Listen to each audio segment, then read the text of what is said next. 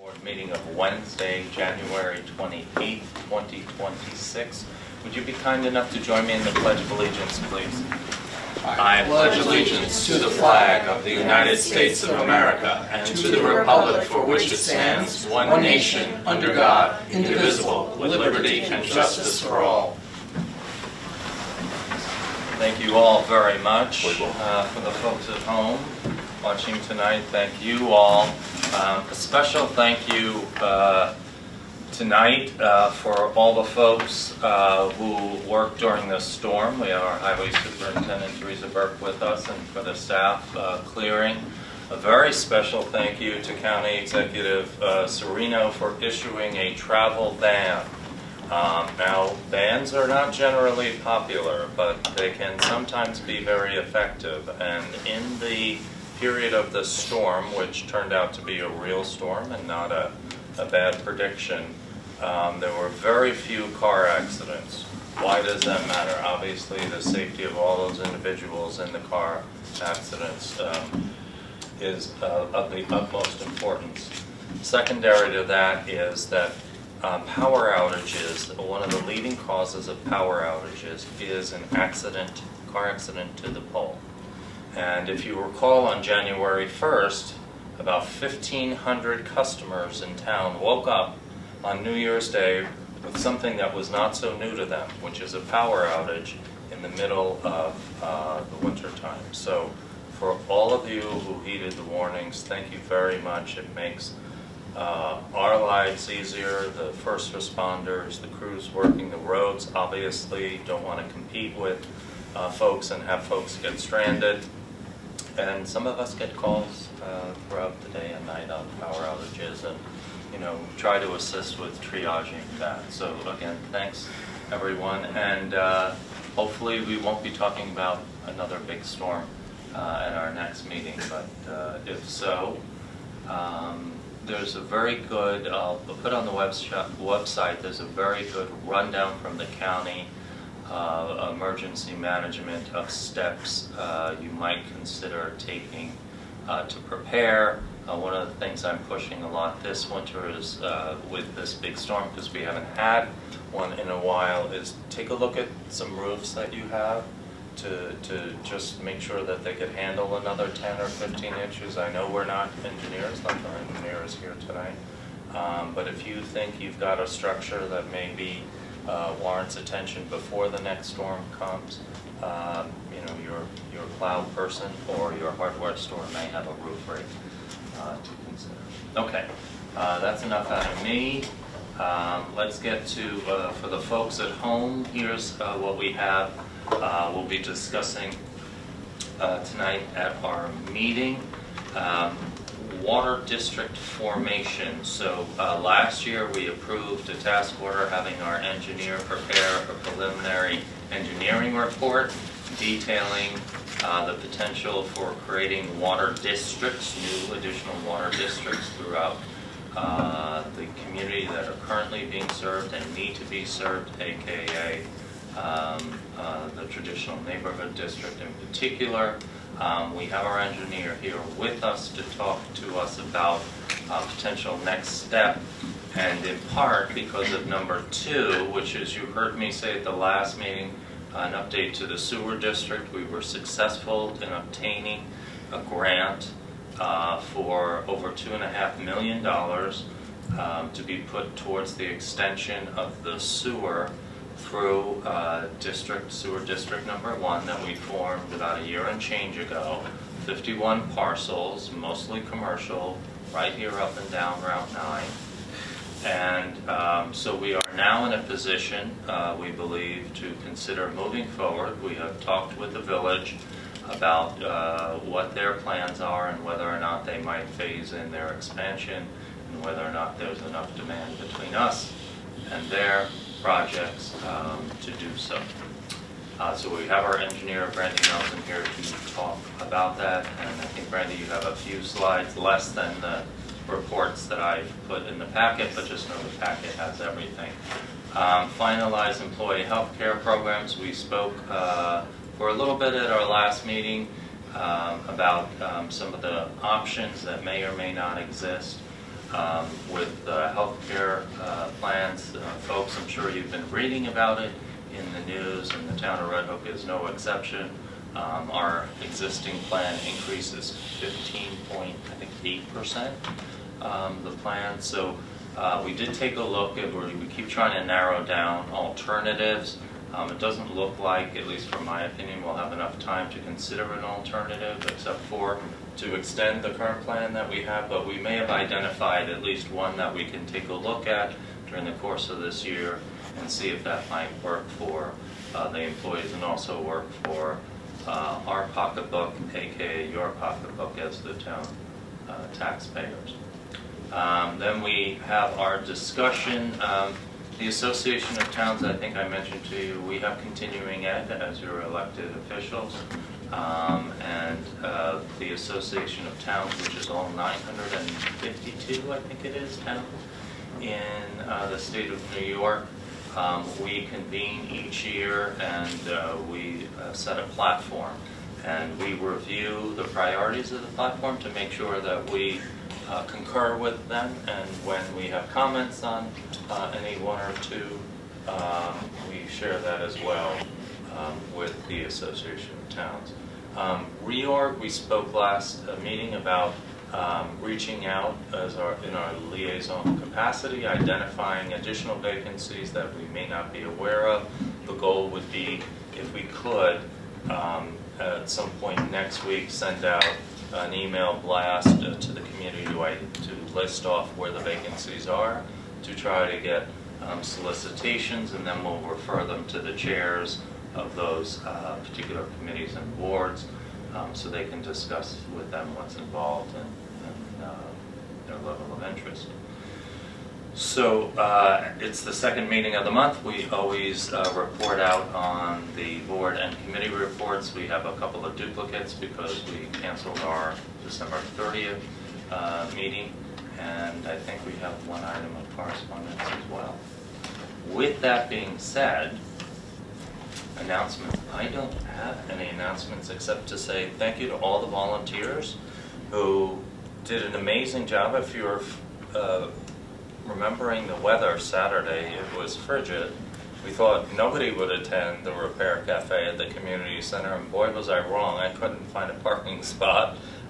So many volunteers, so many repairs made, and items that were reused and recycled. So thanks again to the committee, and just a reminder, probably in the next few weeks we'll have nailed down those other town events, e-waste, so on and so forth, the dates. We'll get that out to you as quickly as we can.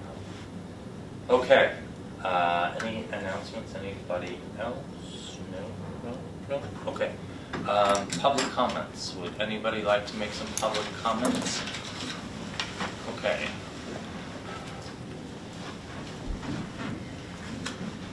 Bonnie, would you be kind enough to just say your name for the record? Sure. Bonnie Day. Exhausted. Pages 217 through 221 of tonight's board packet includes the comprehensive overview from John Kuhn regarding the manpower, maintenance, improvement, repairs, and possible relocation of the septic and leach fields at the St. Mary's site. The public might recall when the site was acquired, we were told it wouldn't cost anything. All of the items John mentioned in his report have associated costs, and there have been many change work orders and other expenses associated with that site, a site not currently accessible or used by the public. Now take those same items and apply them to a riverside park while also adding in staffing, security, and loss of tax revenue. While the board has not provided any financial plan to the public, likely because you don't have one, we are smart enough to realize the costs will be substantial, far exceeding St. Margaret's, and that's on top of hundreds of thousands already spent on legal and planning fees and any potential purchase amount. The irresponsibility and short-sightedness of the eminent domain action is stunning.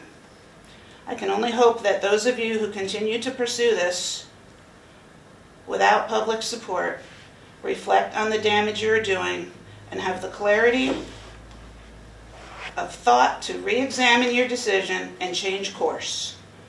That would be a better story for you to write for yourselves. Please, I'm not beyond begging to stop this. It's heartbreaking, and it's very unpopular. Thank you, Bonnie. Any other public comments, Cindy? Roxanne. Roxanne Fisher in Barrytown. Thank you.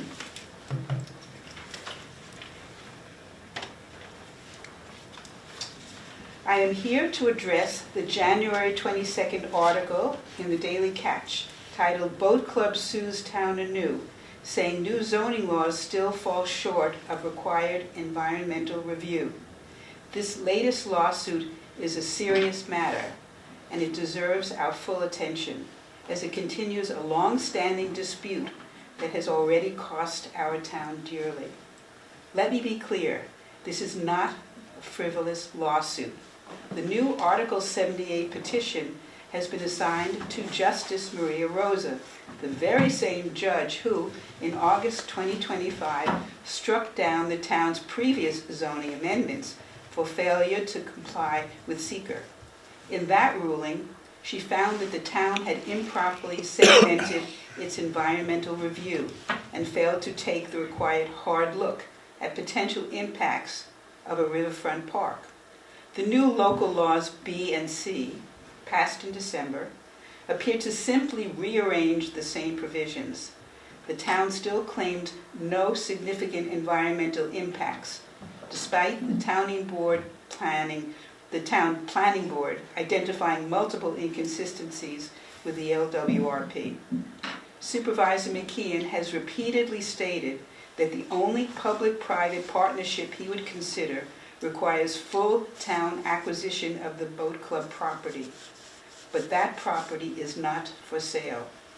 Meanwhile, during mediation sessions tied to the ongoing federal civil lawsuit, the boat club has presented multiple viable options for shared community access and use, options that respect its 70-plus years of responsible stewardship on the Hudson River.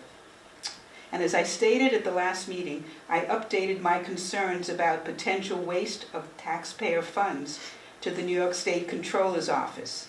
A representative from that office called and encouraged me to continue bringing forward any instances of suspected fraud, waste, or abuse in local government spending. This external oversight should remind us all how seriously these expenditures are viewed beyond our town borders. We deserve transparent, collaborative governance, not endless, costly litigation, driven by a single vision that overrides court directives and community dialogue. The council members who voted in favor of the eminent domain acquisition have the power to rescind that vote and end this case immediately, sparing our town further expense and division. I urge the town board to engage in genuine negotiations with the boat club and explore the cooperative alternatives already on the table. Let's prioritize solutions that benefit all residents, preserve our history, and avoid further division and expense. Thank you. Thank you, Roxanne. Anyone else like to make some public comments before we get started? Lisa, if you can just say your name for the Lisa record. Polero. According to the minutes from January 13th, there was no executive or attorney-client session that evening. Yet the very next day, Robert gave a statement regarding the boat club to the Daily Freeman, which read, "A negotiated statement I'm hopeful will happen within the next several weeks." My first question is did Robert inform his colleagues, all of whom have equal standing on this board, that he was going to make that announcement? Were any of you told in advance? If not, what does that tell you about the level of respect he has for you? And if not, it's indicative of what we've suspected is sole decision-making at our expense, while also flouting New York State town law, which prohibits a supervisor from acting alone to settle or direct litigation. Within days of that statement, the boat club filed a new Article 78 petition challenging local laws B and C. And in response to that, Robert told the Daily Catch, "I indicated to the public months ago to expect more frivolous lawsuits." Well, that certainly doesn't square with a settlement being imminent. The announcement to the Freeman appears to be nothing more than a setup to blame the boat club when you come up empty-handed. You knew there was no settlement pending, and if you were so prescient months ago as to predict more lawsuits, why did the board, including Bill and Jacob, not put in the work necessary to take the hard look as noted in the August court decision? The only things frivolous are your unbridled zeal in pursuing this property, continued wasteful spending, and wanton disregard for public sentiment. Bill and Jacob, when do you finally say enough is enough? And how do you sit there, meeting after meeting, and allow this to only get worse and more costly, and not speak up and take any action? When your usefulness to the man you now flank ends, how do you intend to repair your reputations and interactions with the community and your neighbors? And by the way, the new seating arrangement speaks volumes and is perhaps more symbolic than the closed shades that I talked about last time. Christina, you also made the Daily Catch, but rest assured, you are doing exactly what so many have been begging for from this town board, questioning and open dialogue. Thank you for being our voice and asking the questions we cannot get answered. Do not allow anyone to silence you or leave you out of vital conversations. You and Ken are a breath of fresh air, and your input and contributions amplify the silence from others. Thank you, Lisa. Would anybody else like to make some public comments? Okay. Hearing none, let's dive in, shall we? We have with us Brandy Nelson from Ty and Bond. Brandy, as I mentioned earlier, has worked with us and Erin from your firm on both the creation of the sewer district number 1, which is in place, and also to help us understand potential areas of the town that are either already being serviced by the village through some formal or informal agreements. The village would like to formalize some of those someday, and also obviously, now that it's looking like we may be moving forward, hopefully expeditiously, in creating the sewer infrastructure that these businesses desperately need, we'll need to have the other half of that equation, which is the water infrastructure as well, right? So with that being said, why don't I go to, I think you had condensed the two reports. Just to give an overview. I wasn't sure how much discussion you all wanted, but I Okay. just pulled some of the key graphics out of the report. Is that? Yeah, that's Okay. fine. I have it here. Okay. Yep. So good evening. I'm Brandy Nelson with Ty and Bond. And over the last few years, we've been working with the board with regard to really this starts with questions around land use and growth and development in the town that the town's been setting the stage for over the last 15 years to 2 decades. So just real quickly, I'll touch upon some of that background information. I know it's out of order for your agenda, but I thought the sewer sort of informs the water, so I was going to just touch upon where we are with the sewer.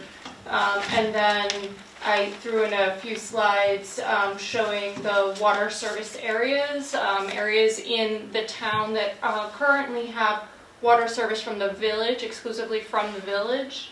There are other water districts in the area, and I'll just touch upon those when we get to the one slide. And then just briefly where we are in the water district formation process based on the preliminary engineering report draft that we put out to this board back in, I want to say, late 2024. So just in the context of why we're talking about water and sewer districts, the town created traditional neighborhood development, TND zoning, along the Route 9 corridor south of the village in 2011. And that was after undertaking a number of efforts to evaluate land use and preservation goals for the town, and to really focus on creating what was essentially an extension of the village through that Route 9 corridor where there are businesses. What has been discovered over time, and I know Christina has good insights into it from her time on the planning board, is that to achieve the density and the growth that the town had envisioned in that T&D zoning, you really need to have sewer and water service. And so, this board recognizes that. A portion of the red area in the center is the commercial T&D zone. A portion of that is served water currently, and has for many, many years, many decades, been served water through the village's water distribution system. In this graphic, on the left side of the image, there's a residential portion of the traditional neighborhood development. Yeah, thank you. I don't have a pointer. That is where the tradition neighborhood is located, and that area is also served village water. However, that is a private water district that is managed by the Dutchess County Water and Wastewater Authority. And then the brown area to the right of the red is a second residential portion of the traditional neighborhood development. That is undeveloped land right now. Combination of open space and agricultural land.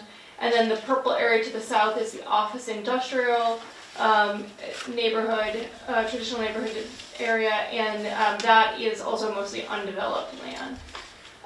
So we used the red, purple, and brown area to the right of the red as sort of the focus area in looking at district formation, recognizing that the tradition neighborhood already has both sewer and water available to it. And while we were looking at the district formation, the town also had an opportunity to engage in a process with the New York State Health Department and New York State Department of Environmental Conservation to undertake a drinking water source protection plan. And this was about an 18-month effort with stakeholders throughout the town.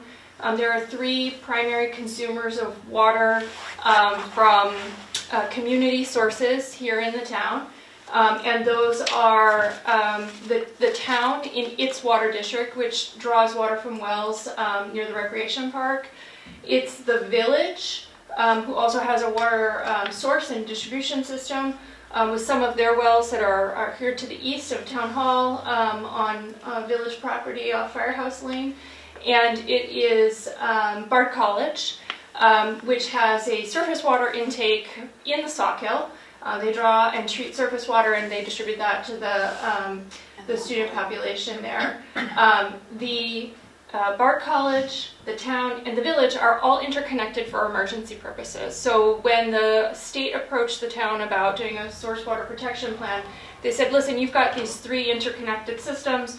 We should help you assess their interrelated nature, the potential threats to the water supply, and help you frame up steps you can take moving forward.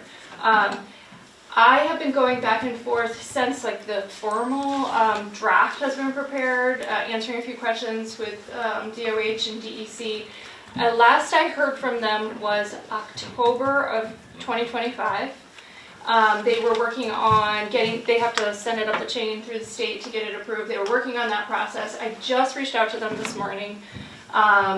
They are still working on the draft. So unfortunately, they have a lot of great maps about sort of large-scale views of the whole town, where water resources are located.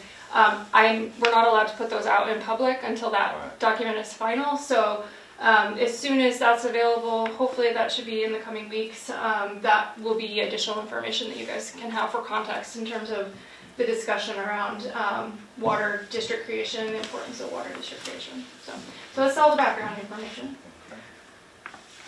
So then in 2022, in response to some of the development pressures that were being experienced in the TND corridor, again on Route 9 south of the village, We undertook some steps that are consistent with the state DEC, State Health Department, and New York State Environmental Facilities Corporation, which is a portion of the state government that can make funding available to municipalities for infrastructure projects. So we undertook a process, after discussing with this board, of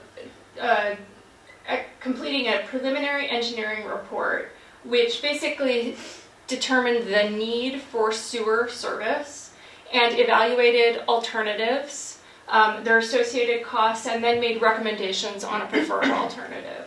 So the preliminary engineering report identified the TND neighborhoods that are along the Route 9 corridor as the potential area to be provided sewer service. And in the alternatives assessment, we looked at the town having their own sewer plant versus the town connecting to the village's sewer plant. There's a significant move in New York State to really drive communities to do shared services. And in looking at both that as well as the costs for the district, our recommendation was to do a shared sewer service with the village, where the village would create additional capacity at their sewer plant, and the town would create a collection system that's consistent with the design requirements that the village has in place for their sewer collection system. So that was the preferred alternative that came out of the preliminary engineering report. Once that preliminary engineering report is completed, then you move forward with district formation, and the engineering step for that is to create what's called a map plan and report. So that's a more simplified, it takes portions of the preliminary engineer's report, focuses only on the preferred alternative, describes the boundary of the sewer area, so that's the map, provides a plan that includes information regarding the concept for the layout of the improvements within the district, restates the costs associated with that, calculates user costs associated with the district formation, and then compiles all that information into a report. So it's a formal process called map plan and report. That then was used to complete the legal portion of the district formation, which was creating a sewer local law, entering into an IMA, an intermunicipal agreement with the village for sewer capacity, and then having a series of votes that were taken by this board to advance that forward. That all has to go up to the comptroller's office, where I think it was for some time. It came back and was approved, and then once we have an approved district, so you now have Red Hook Sewer District number 1, once you have an approved district, then you can put in applications to EFC to seek funding and take advantage of grant applications, things like that. So that's, since the district formation, we've been focusing on identifying funding opportunities for the construction of the actual sewer system. So the next steps as far as sewer would be to move forward with, I just had done a blown up version of the map in case people were like, huh, I can't see what parcel. Do you want to come back to next steps for sewer? Do you want to do water first? No. Okay. Would be to actually we've done only conceptual level design. So there's a detailed design for the sewer that needs to be undertaken. There's things like surveying, geotechnical and archaeological, and all the details that need to be had. There's permitting that needs to be, once the design is completed, the permitting needs to be approved through the Health Department and the Department of Environmental Conservation. There are funding applications that need to be entered into with the Environmental Facilities Corporation. So there's a number of things that need to happen. All of that sort of culminates in bidding documents. Then there is bidding to a contractor, and then construction. So we have a lot of things to do over a timeline. We are working right now to put an actual timeline together, and then we'd like to come back in a month or so, and we can run through that in a little bit more detail. Okay. That's sewer. you're all 100% good there, right? Just a larger view of the sewer district parcels, just for purposes of discussion on water. All right, I apologize, from this distance it's hard to see the yellow. But the image on the right portion of the screen is the boundaries of the town of Red Hook. This image is taken out of the preliminary engineering report that we put together for the water system. And it shows in the center the boundaries of the village. And then coming out from the village in all four cardinal directions are yellow lines, and those represent parcels that were considered and evaluated for purposes of water district formation. So as we started to explore which portions of the TND needed water, what we came to realize was there are a number of parcels surrounding the village that are in the town that also are receiving water from the village. The village has an obligation to provide water to its residents, but not necessarily to town residents, again, unless a district is formed. So in looking at where do we need water districts, we wanted to become aware and informed of the fact that there are other areas in the town that are receiving water from the village, but have not, that do not have a district about them. Okay. In the preliminary engineering report, we also looked at high-level information from the village about the capacity of their system to continue to support the town's use and growth associated with the town. We looked at some of the particulars of which parcels specifically, and I've got another image in here that we can just maybe scroll to. There we go, that's a little better. Okay, so I apologize that this is like, before we were looking north was page up, but because the view fits better in a rectangle, I rotated this 90 degrees, so north is page right. And in this image, this is a parcel map of the town. The village is in the center. The parcels that are in green are parcels that are currently receiving water service from the village, but they are located in the town. So they are already getting water. There's already some degree of water infrastructure.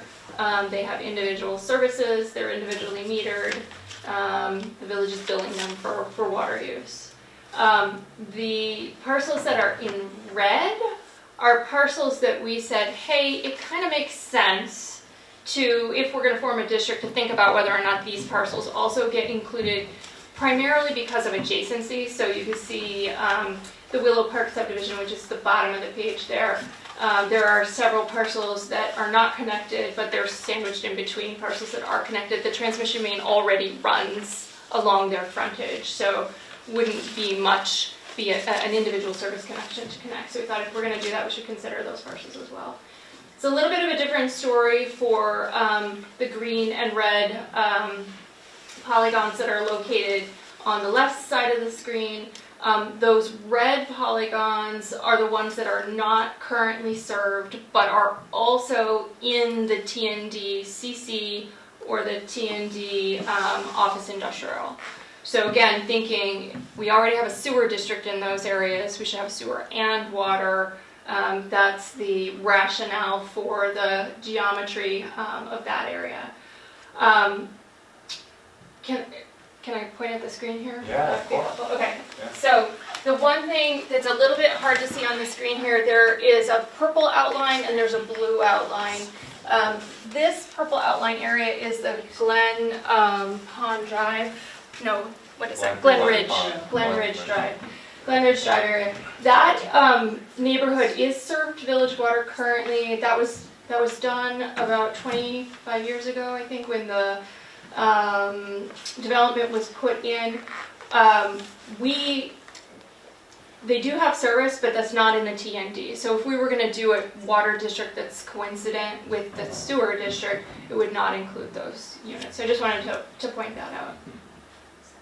All right, so in terms of next steps, so we had said, okay, board, you've got all these 4 areas of the 4 cardinal directions. Do we want to create one district? Do we want to create multiple districts?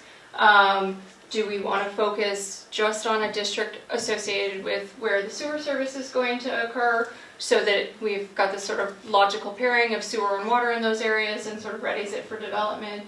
That's when last year this process went on hold, while we're waiting to bring the sewer up closer to reality. So with some of the movement on the sewer process in terms of funding and the villages process, it's appropriate, I think, for us to start thinking about the water service again. And so where we're at is we'd be looking to you all for some direction about moving to preparing a map plan and report for a district or districts, depending on what the board wants, or if you have questions and you need us to go back and get additional information for you, we could certainly do that as well. Sorry, that's a lot. All that in the context of we need to develop the map plan and report so we can apply for a grant for the water district, and grant season will be upon us before we know it.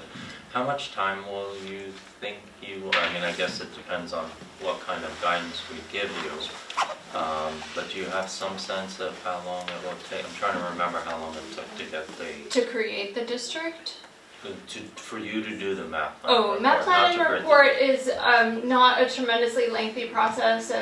We have a little bit more coordination we have to do with the village, but I would say 6 to 8 weeks or so to put that together for you. Right. Yeah. But we're still waiting on inputs from some interested folks with vacant parcels and all that. So there's some 6 to 8 weeks or a couple of months puts us in April. We need to start thinking about those grants in May, really. The deadline's in June, right? Typically, so it depends on CFA, which programs, yeah. but the CFAs are typically opening sometime in May, and the last few years they've been due the very end of July. Okay. Yeah. But the EFC financing window, that's May. It's different, yeah. I That's don't remember May. that one off the top of my head, but It's May. And so we'd want to be in a position, we want to do our EFC financing for the sewer and maybe position to get on the IUP, right? Yes, that's correct. I have a number of comments, but I'd like to go through the draft report. The draft report? Okay. Yes, we can please. bounce to the draft report.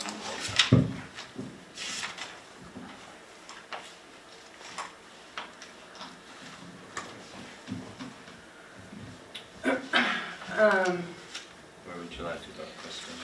Well, I think high level, that was helpful as like an overview. I think for me, when I start looking at this, I need to understand in its totality all of the existing conditions and the condition of those existing conditions.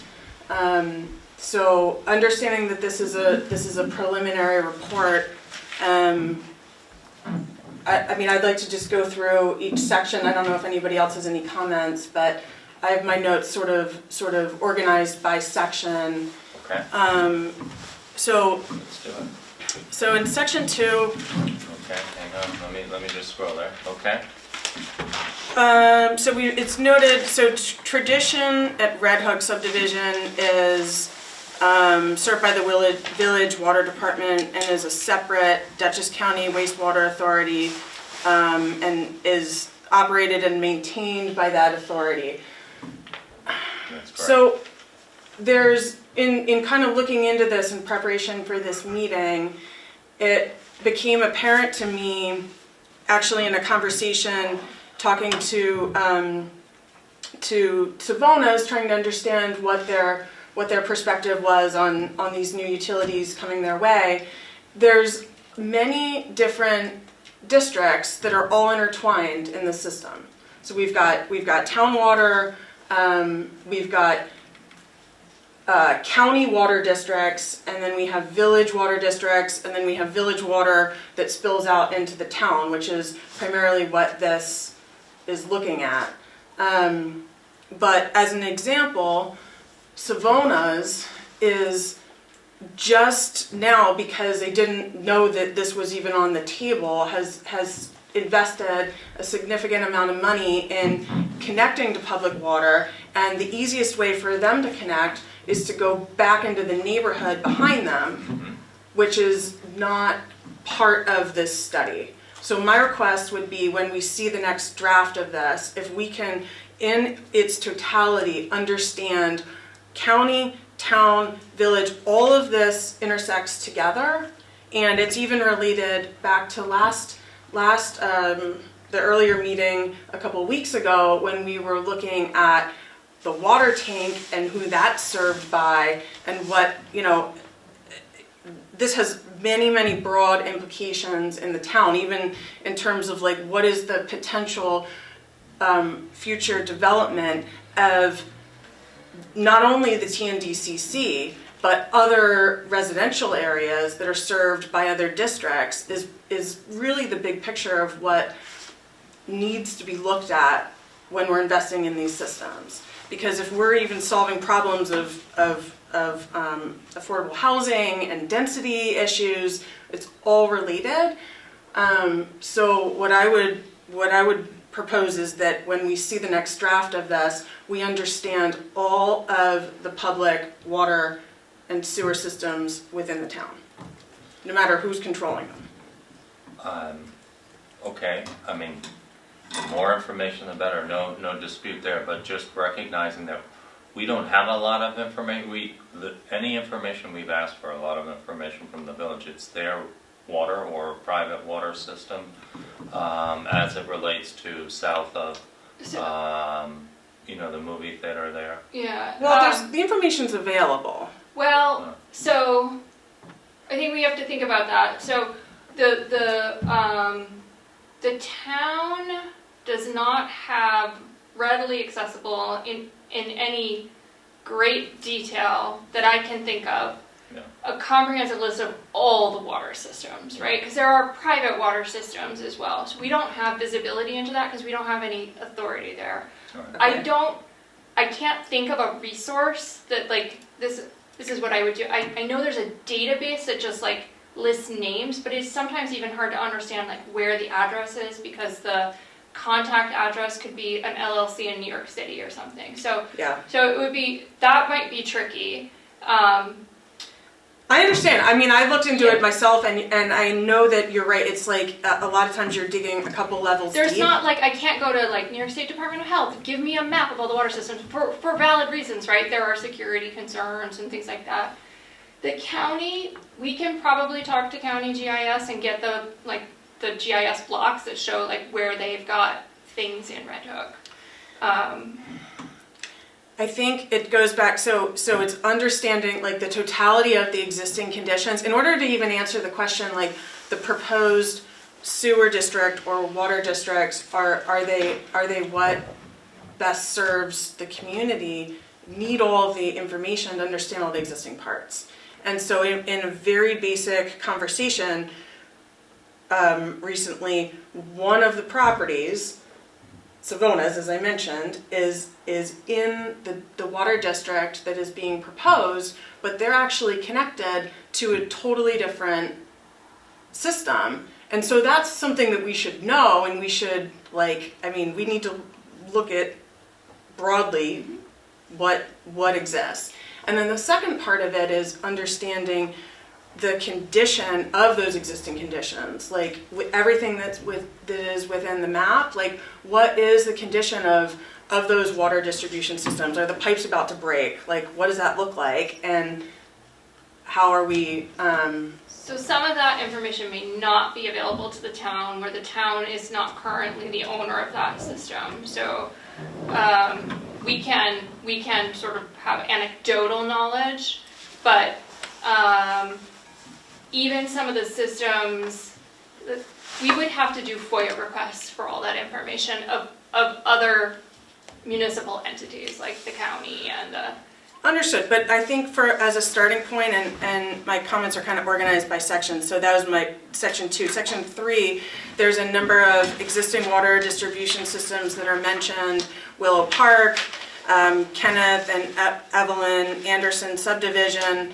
I think this is a draft. The site plans are mentioned there in Appendix C, but doesn't look like that got added yet.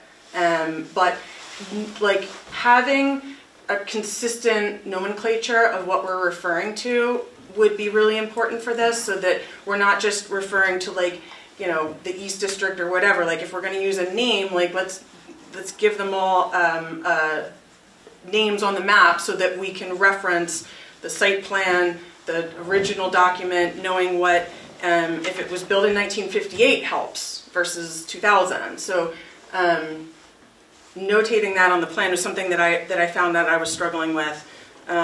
So if we could do that going forward, that would be very helpful. We should be able to provide some of that data, I think you know, from the village. Yeah. How long they've been providing water, say to Willow Park and other places. Yeah. That's established information, and you can use that, the aging of that information to kind of project forward. So, as I said before, We did, yeah. Go ahead. you know, a mile of a water main break costs $1 million.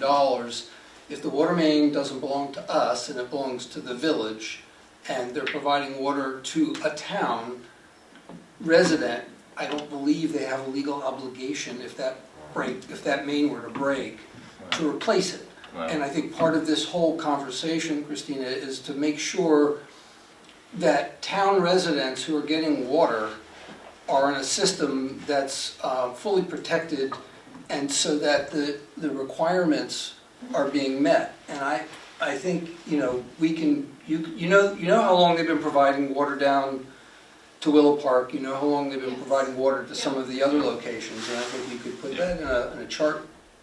Yeah, I think we spoke of this at our meeting a year ago, whatever, that Willow Park was 50s, 60s era, that there we thought there might be some infrastructure replacement, and we spoke about the Glen Ridge development there. It was about 20 years, I think, Brandy, that development. So there were very different infrastructure characteristics. One might need, you know, attention way before the other. But, you know, just going back, Christina, a couple of things to keep in mind. When we form a town district, whether it's water or sewer, it must be supported by the entities within those districts. And so one of the things I would suggest is, because we did approve the task order to not only develop this preliminary engineering report, but the map planning report, and we certainly can include more information, more detail, and more updates, because I think what you mentioned was an update to what maybe was happening on the ground when this report was established.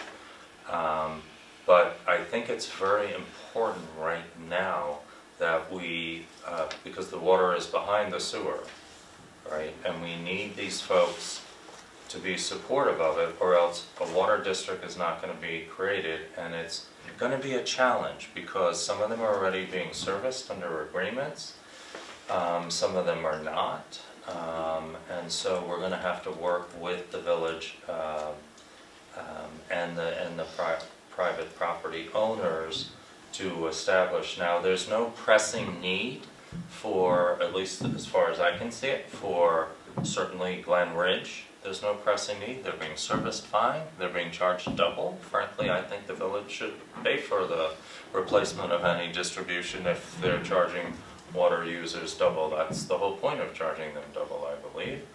And then when it comes to Willow Park, they've been charging double for decades and decades. So in theory, some of that money should be going towards the infrastructure and distribution. So I'm in no hurry to burden you know, our efforts here with other water districts. What I do recognize, and again, this is just my opinion, is that we need to make sure that we're supplying water to the parcels that need water, that we're creating this water district so we can make the types of arrangements that they need.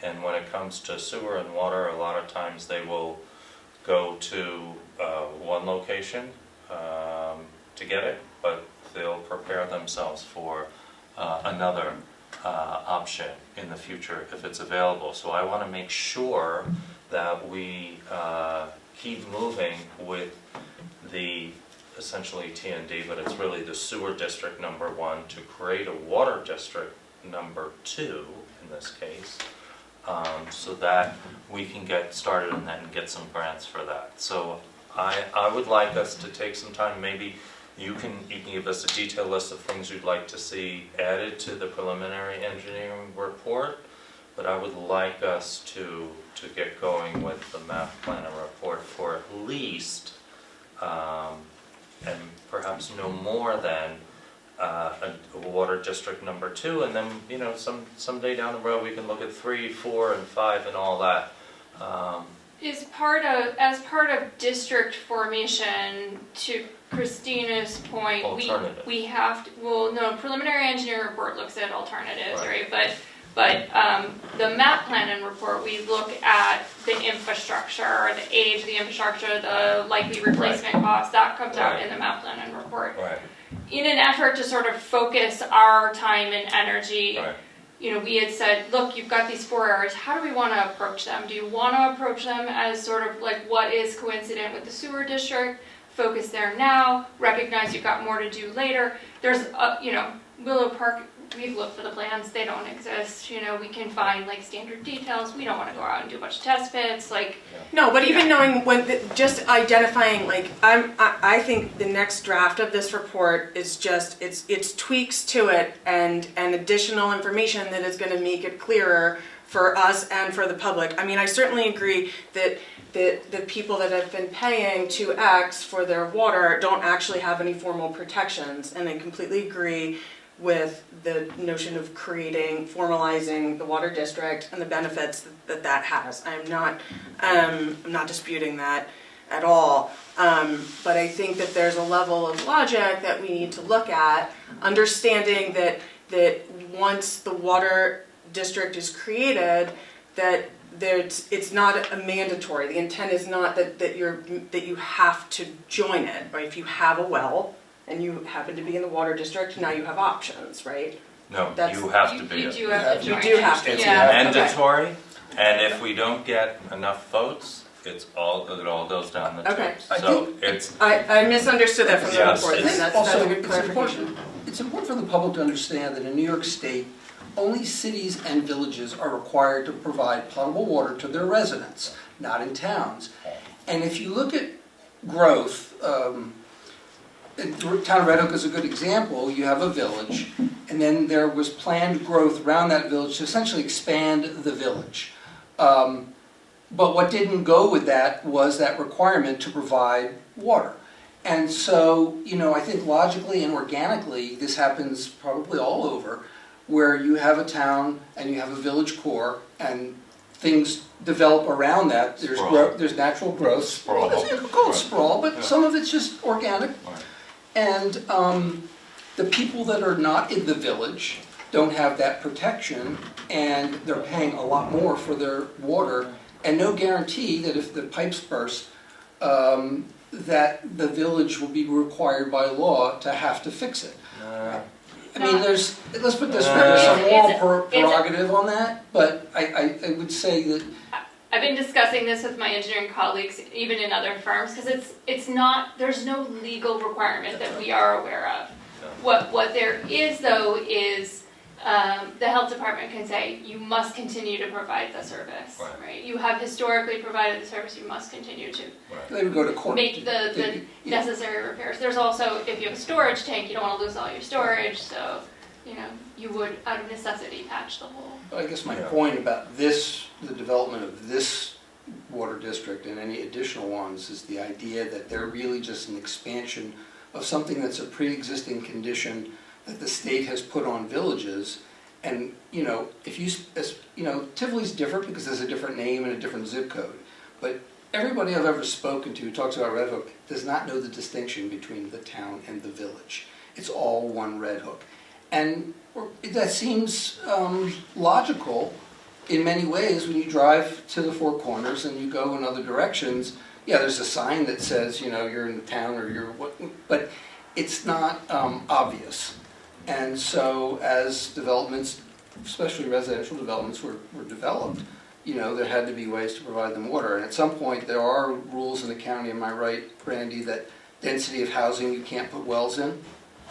Yeah, I mean, there are practicalities of sewer and feet. septic and well separation that limit your density. So that's why I worry about communities that are getting water that they don't have that protection. And, it can't just be like, oh, it's broken and I'm just going to drill a well now. You might not be able to. Well, so that's sort of the corollary and the reason why I mentioned the drinking water source protection plan. So the vast majority of people in the town of Red Hook get their water from wells, whether you're on a community system or an individual well. And the aquifer here is notable beneath the Sauk Hill, and it extends, even to this area beneath Town Hall and a little bit further south. So protection of that resource, given your gravelly soils, is really, really critical. And over time, the wastewater from septic systems will leach down into the groundwater and can deteriorate the water quality. So that's what came out of that exercise with the health department and the DEC for the source protection plan. So it's all sort of part and parcel of protecting your water resource. Right, and this is the only area, this area to your left or south, that is not fully serviced with central water. That's correct. And so that's why, and it's coincident with the sewer district, that's why it's imperative that we get going with this, because we need to be able to demonstrate, especially to those landowners that either need to redevelop their properties or to develop their properties, to protect their water, we need to get going with this, because this stuff doesn't happen overnight, as we know. Well, I think I completely agree with you. And I mean, I've spoken in support of water and sewer in the T&D for years, actually. And I'm very supportive of it in general, but I think that I need to understand more of the existing conditions before we get into any of the details that are in these maps and understanding where these boundaries are.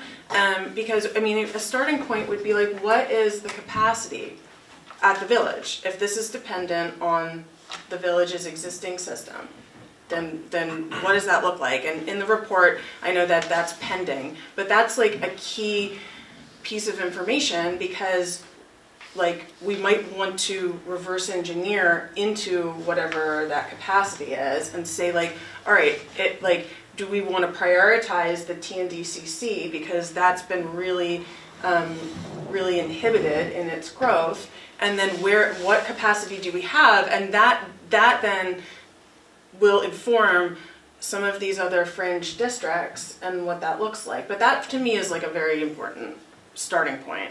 We do now have that information. Okay. However, I just want to caution the town board that you have no jurisdiction over sharing of water. It is their resource. And so what I suggest is that what normally happens when an entity wants water from another entity is that the entity that needs the water says, I estimate I need this much water.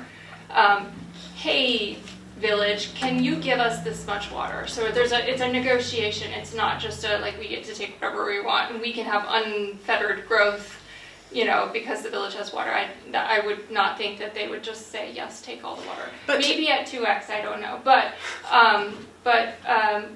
this board already has entered into an IMA for the sewer district with a request for capacity of 50,000 gallons. So I think that's like that is based on water usage and projections of growth in the TNT, and that number was vetted through the sewer process. It was negotiated with the village, so we know that amount is probable, right? Beyond that, we'd have to open up new discussions with the village. So it's a little bit of a chicken and an egg. And that makes sense. I think I'd like to see that documentation. I think that's a key. That's a key keystone of developing the schematic.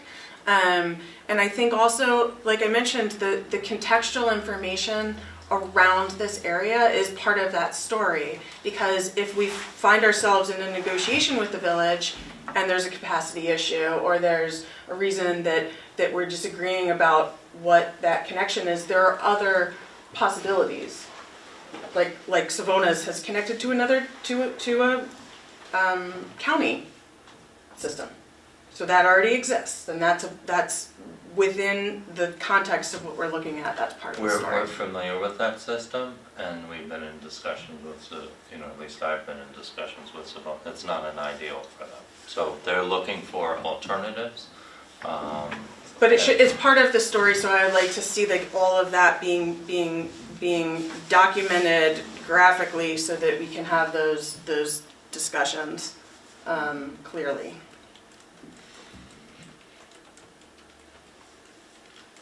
So I guess my question is, can we do both of those things? Can we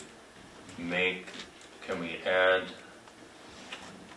infill, for lack of a better term, to your preliminary engineering report, and can we at least begin the process, or do we know that amongst ourselves that the priority for us from a time sensitivity is the district that is coincident with the sewer district? Is that something, because I think if we don't get this done in time for grant season, we're going to regret it.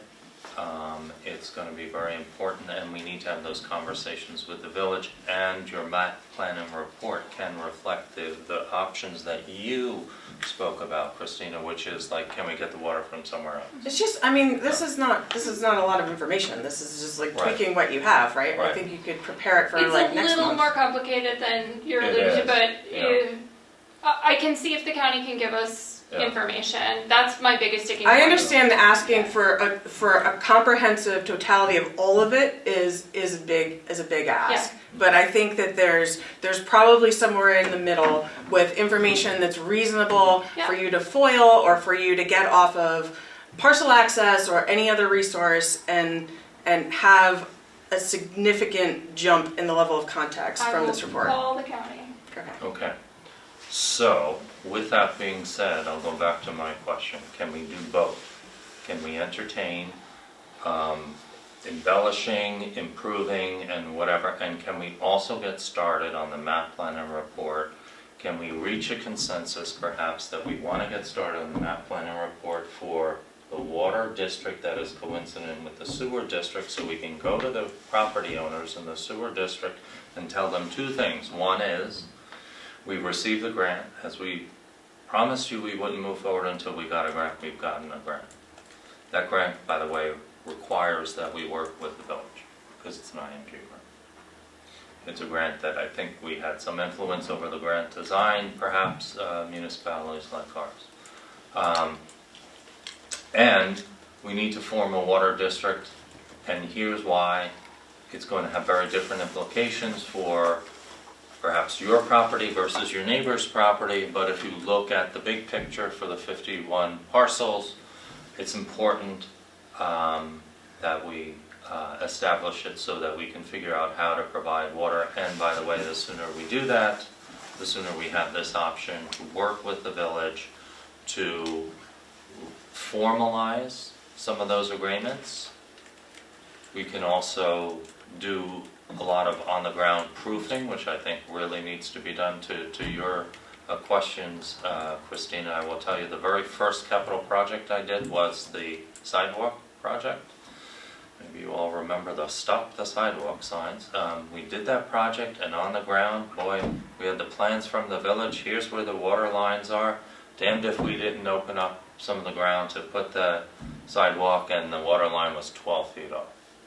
So these are all the things that we will be able to accomplish as we go ahead and we design extension of existing water lines there as well. But I want to make sure that we are in a position to talk to these property owners about both of these things at the same time.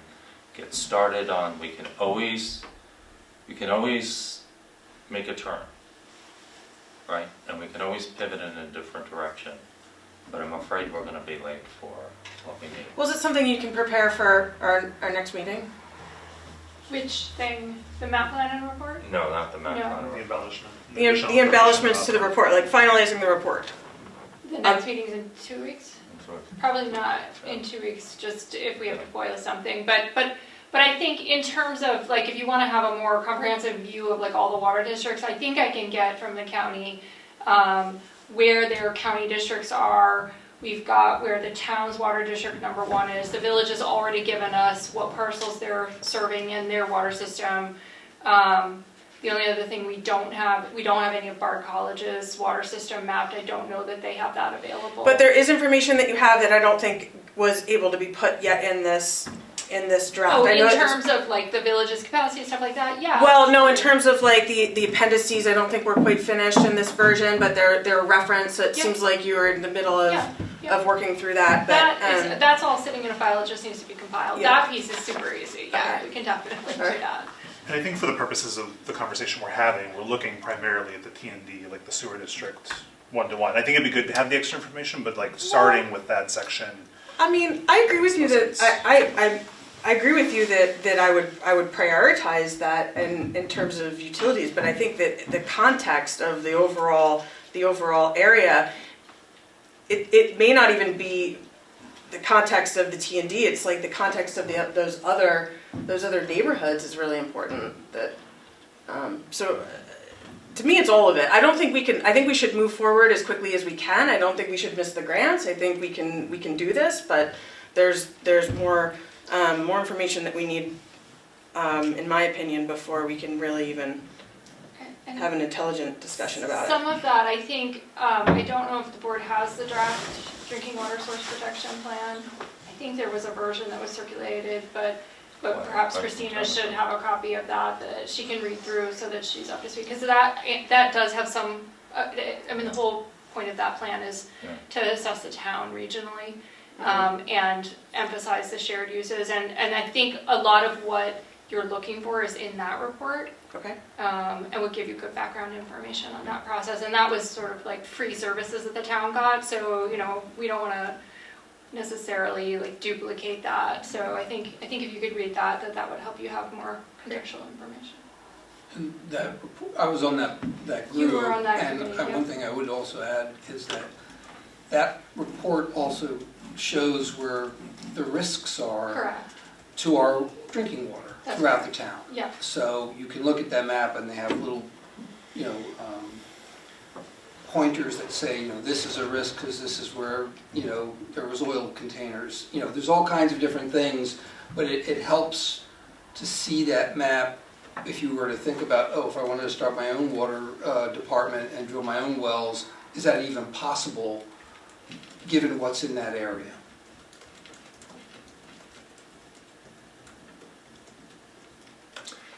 I'm fine with adding any information, Christina, that you think would be fine to analyze holistically. I don't believe it's possible for us to understand and get the kind of detail that would change any desire on my part. I just want to make sure that we have water to go with the sewer. We've worked so hard to create the sewer district, and the more that we have these other types of connections that you refer to, the less appetite there'll be for creating a water district, and we will only be in a position of having certain parcels have water.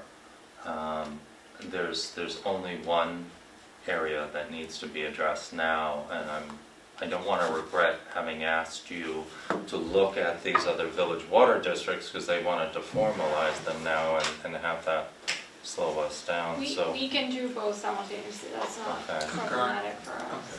Yeah. Can we do that, board? Because I'm very apprehensive. I'm very nervous about the fact that we're quite a bit behind on water and sewer. And in part, Christina, we didn't move forward with water because we didn't know if we were going to have sewer.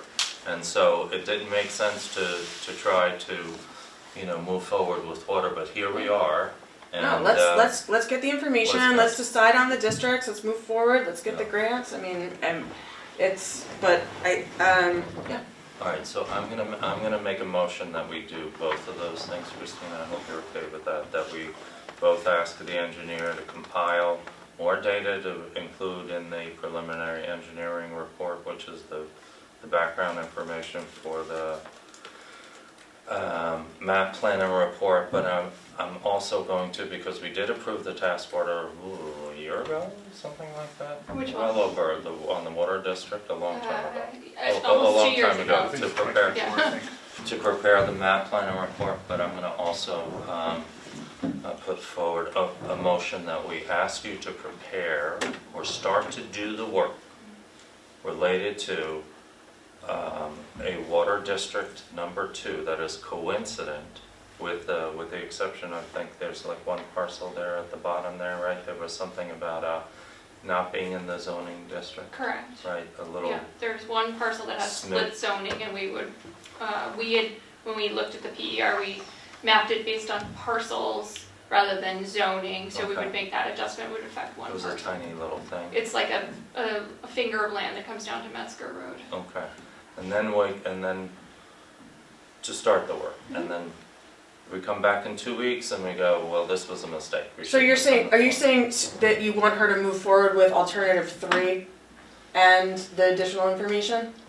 No, I'm saying that I want to move forward with just a map plan and report for water district number 2, which is just coincident with the same 51 parcels of land that are the sewer district, and let's figure out the rest of the stuff later, because one of the things that you have to understand just how complicated this is going to be, Christina, is that you're going to have people, if you ever decide to do more folks in that district or to do a couple districts, you're going to have people in other parts of the town basically voting on whether or not water gets created in a different part of town. And that's just, it's hard enough as it is. As you know, we had to institute a moratorium on the sewer because we didn't want more sewer connections, and then there wouldn't be the desire to have a sewer district, and you'd end up with sort of developed parcels and not developed parcels. So we're at that place, and I want to keep this ball moving. So are you saying you want her to move forward with a plan that has the water district that matches the sewer district, that we know that makes sense? Yes. And then we're gonna debate the rest of it and get the Yes. rest of the information and figure that out? Yes. I agree with you.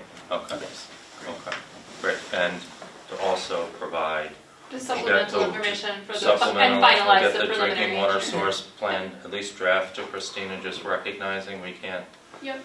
the Department of Health won't allow us to share that. Okay. Very good. And then with that motion, I would also like to add,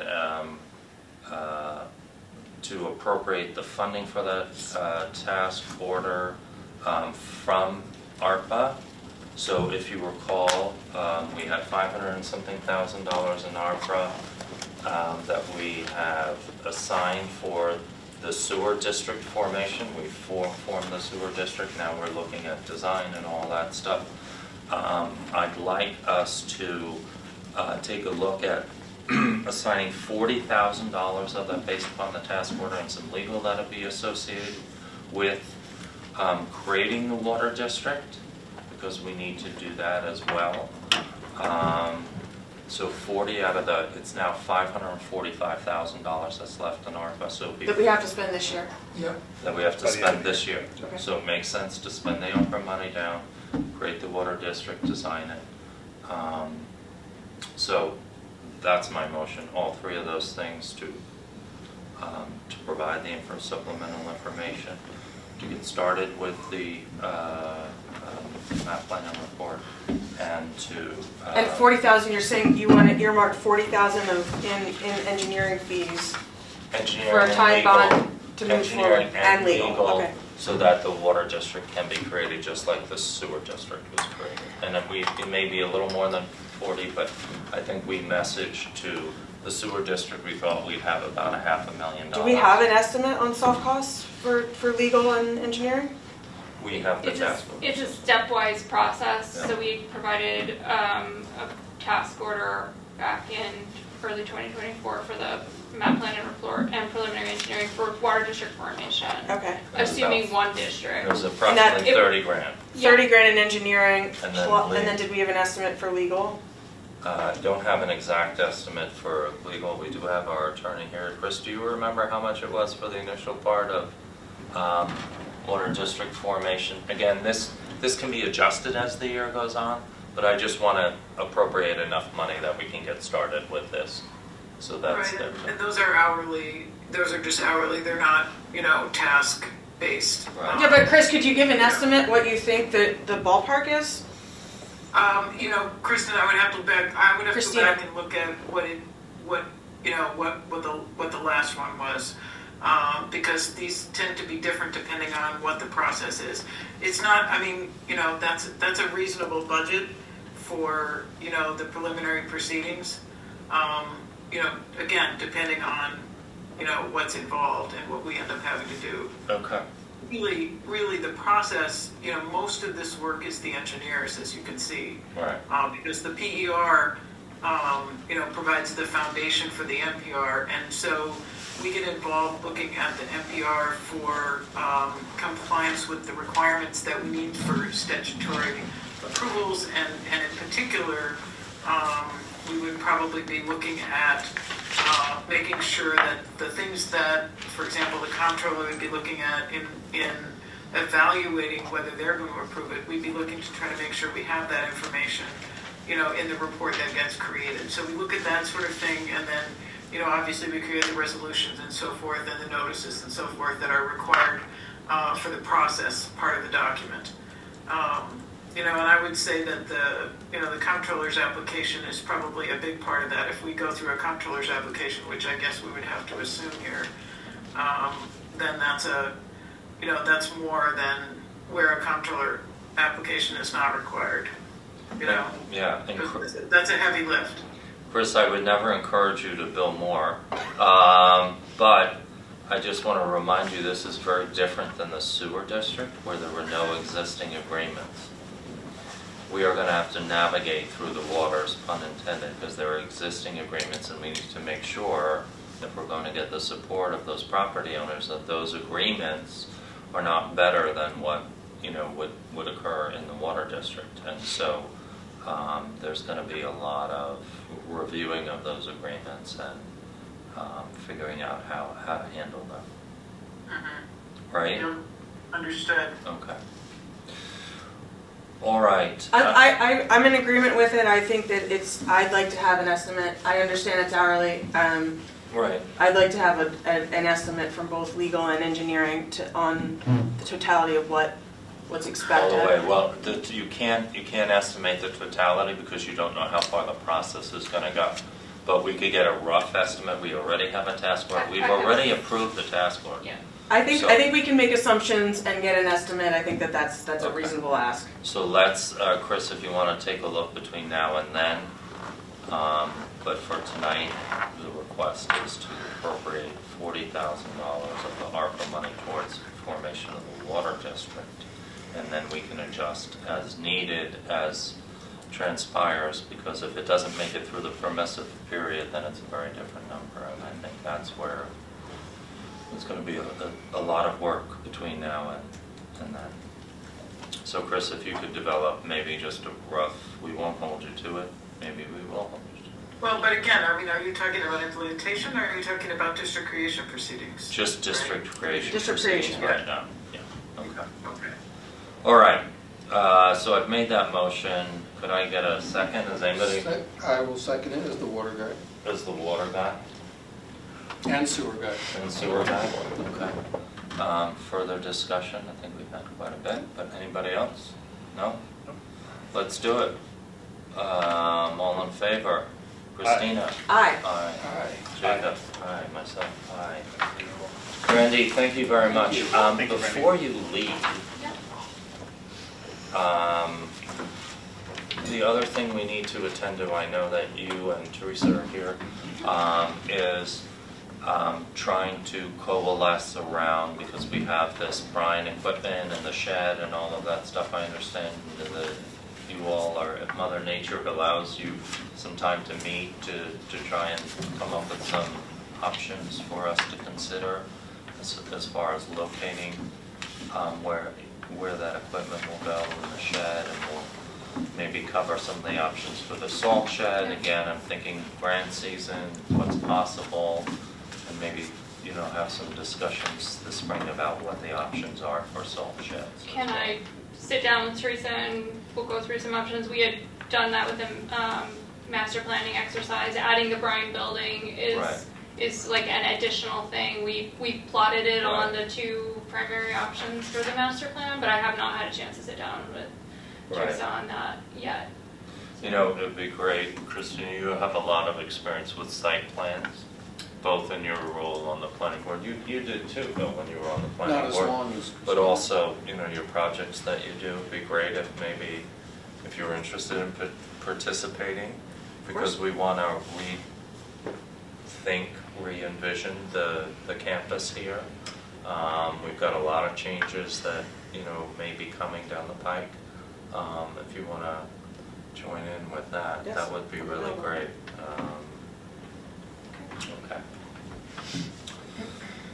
What else? Is that it for Brandy? She can.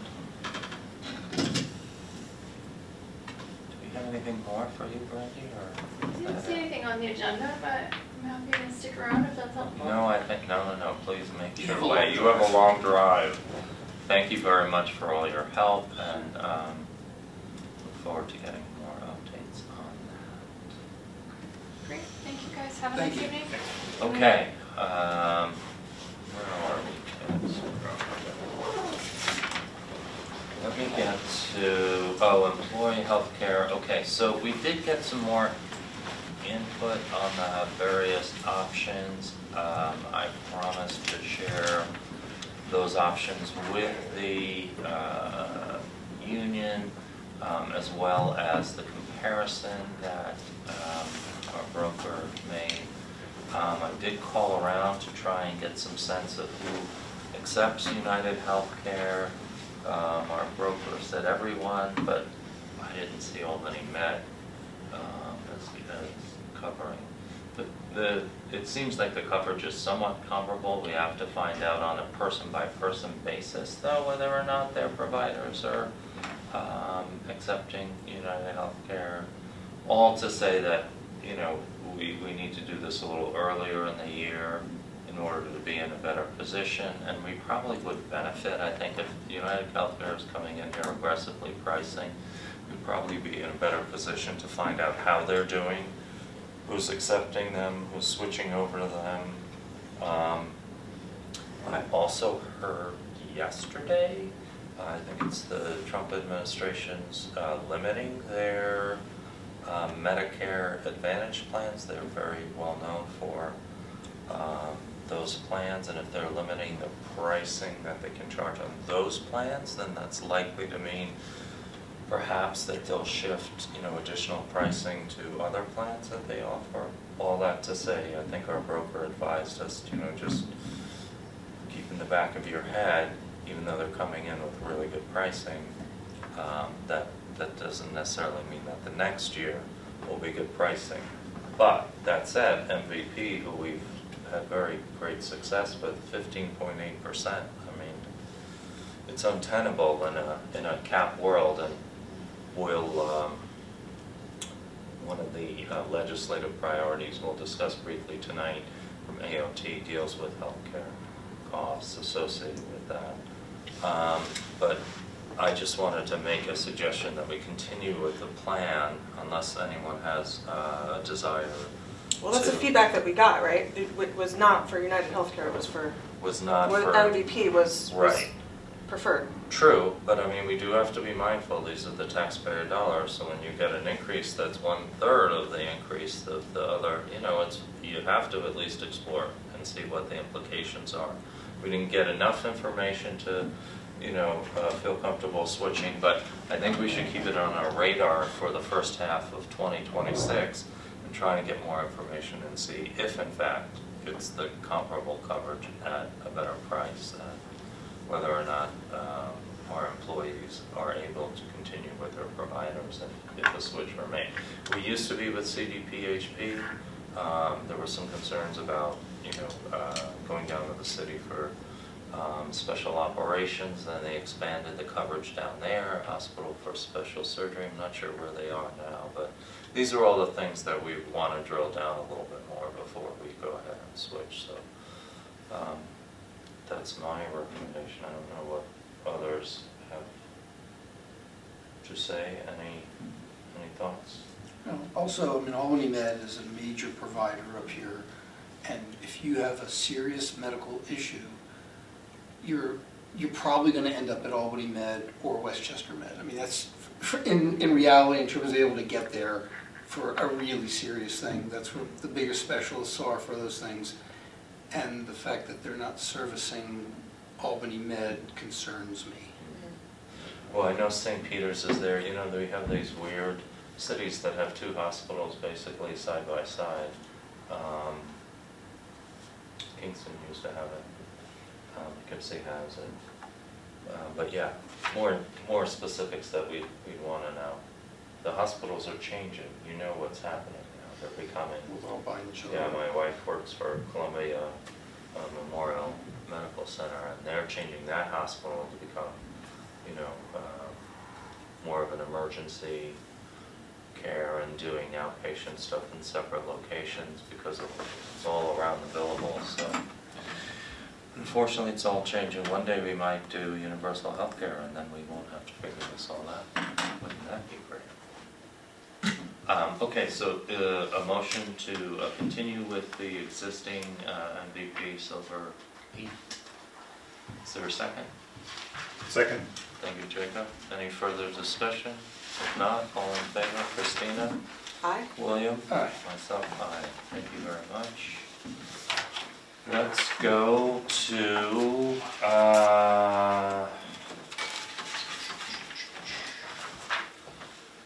legislative priorities. Well, our highway super is here. Can we jump around since it's 9 o'clock and just go to a part of the highway department report? I want to go back to the van issue, Teresa. I see that you gave us some input, some feedback on a couple of EV van options. Some of them are not being manufactured again. I didn't have a lot of time, neither did you, I'm sure, given the storm, to look, but there are plenty of EV options, van options, some of which address the concerns that you outlined, whether it's range. The Chevy Bright Drop, which they're no longer going to make, but they have made them for 3 years and will continue to service them, a concern of yours. So, from my perspective, Yeah, we need a van. yeah. If you are telling me that it won't be approved unless it's an EV van, you can do that. I'm telling you that from my perspective, to purchase an EV van at this point in time, when they're being discontinued, when they're already 2 years old, when you're going to have to depend on these companies that are discontinuing them or suspending them for parts, when we've had our van for 25 years and we've band-aided it together, totally a prerogative. So I gave you the options on both. I told you I'm fine with either, but I am not making that decision based on the fact that it is an electric van. If the town board wishes to make that decision with all of the questions around the future of the EV vans, then you may. What would you suggest? Is there like what? I don't know the history here to know why we landed at an EV van. We landed at an EV van because the town proposed in their purchasing order that if there was an electric alternative for a vehicle, that would be our first choice. Starting 2 years ago, we did research on electric vans. As we brought these vans to the town board, they started discontinuing them. So here we are at the moment where we have the funding, we have the need, and we have the information. So the information is, I've researched the vans, I went out to bid for the vans.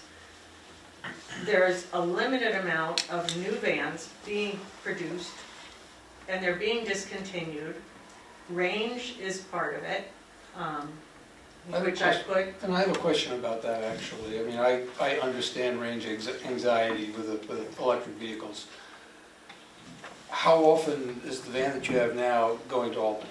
Because you give that example, and I'd like to know, because, you know, so we have trucks, and they are serviced in Albany, and there are parts centers in Albany. When you need to drop off a plow truck, you have somebody following you. Right. So they can use a pickup, or they can use the van. If they're going to Albany in an electric van, do you want to take the potential risk that on their way back, they're going to stop somewhere to charge up the van because they don't think they have enough range? No, I understand that, but that doesn't answer my question, which is, how often have you taken that, because it's an old van, has that van gone to Albany and back in a year? This particular van has not gone to Albany and back because it's an old van. So we're using the pickup trucks. Okay. If we had a van that was dependable, we could use it more often. Yeah. Again, I'd be happy to set aside some time to help and to send you, like, there's a whole slew of vans. We have the vans right in front of you. No. If you want to say, We want you to already purchase did. an EV van. We already did that, though, and now we're back here having the same debate. We already did that at a previous I'm not meeting. debating, Robert. Yeah. My Yeah. report said, Yeah. my recommendation. Yeah. If your recommendation is different from mine and you hold the funding, Yeah. I don't have a choice in that. No. I was just telling you my recommendation and giving you all of the information. Yeah. The decision is yours. Yeah. It is not mine Yeah. with this, due to your purchasing policy and due to your insistence on having more electric vehicles. Yeah. Understood. Again, I would just say, we haven't looked at all the options. I started to mention the Chevy Bright Drop, which has a range of 270 miles. These e-Sprinters that Mercedes makes, which you can get for $63,000 brand new, that tons of contractors are using these days. Did you research them on the OGS mini bid? I didn't research them on the OGS mini bid, but I'm just saying that there are electric options, and the fact that it's being discontinued, I understand that, you know, fossil fuel cars are discontinued as well. As long as the manufacturers, in this case the big three, are following the current administration and backpedaling, pun intended, on So transitioning. what is the board's wish? I think we have already communicated we'd like to do an EV. I'd like to take. Well, what, Well, hang on, let me finish. There's funding available from the state if we get one, and we need to apply for that by February 27th for that rebate. You told me that the funding was being used by the rec park. No. Oh, you mean Yes, the rebate So- for so the- $7,500. the van has to be purchased and registered to the town by the 28th of February. 27, yeah. Purchase and registered, I don't remember that detail, but I that's fine. talked to the dealer. That's fine. Okay, well, that's something that we should So look that will at. reduce the cost by That's $7,500. $7,500, which is not Again, nothing. I'm Yeah. not here arguing Yeah. for or against.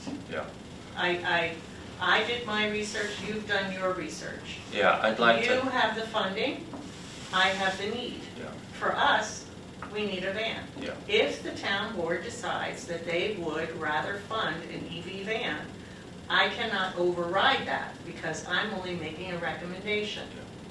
I think we did make that determination previously. Well, I I'd like I to- wasn't part of that You weren't, determination. you weren't on the board. I mean, I just have questions. Like, is there a middle of the road that we can work this out? Is a hybrid an option? Yeah, I mean, what would? yeah. So you're saying that your concern is that these vans are being discontinued because for some reason they're not good. They're not. This isn't working out in the market. EV vans are like they're not taking off. They're disappearing. Is that? That's pretty much what the dealers have indicated to me. that they're not popular. They are going to develop hybrids in the future as an alternative to the full EV van. So are the best options right now, if we were just van shopping, would be conventional combustion engine gas van, or is there any other? Utility vans come in two choices right now, EV or traditional. I have brought both to the board, and since the last time we talked about this and you gave the approval to go out to bid, this is all new information. It just came up during the bid process. During the bid process, it just came up that the van that we want to purchase is only available in a 2024 and a 2025, and they've discontinued the 2026s. Also, the Fords. The Bright Drop that we researched a year ago and were ready to purchase was discontinued before we could even ask the board to approve the funding. So right now, we are here with choices, traditional or EV. They're there. You don't have to go shopping for other types of vans right now unless you decide to reject these bids and do a different bid process, a different perhaps financial threshold. Because we could go to the local Chevy dealer and buy something off their lot if we were a private entity. But as a municipal entity, we have to go through a bidding process. So right now, the van that we chose, both traditional and EV, is on the New York State OGS mini bid. There's a 2025 on there, and in the notation it was, this is the only one we have. It might be gone before you decide that you're going to purchase it. So again, I've given you my recommendation. I'm not insisting that you buy a traditional van.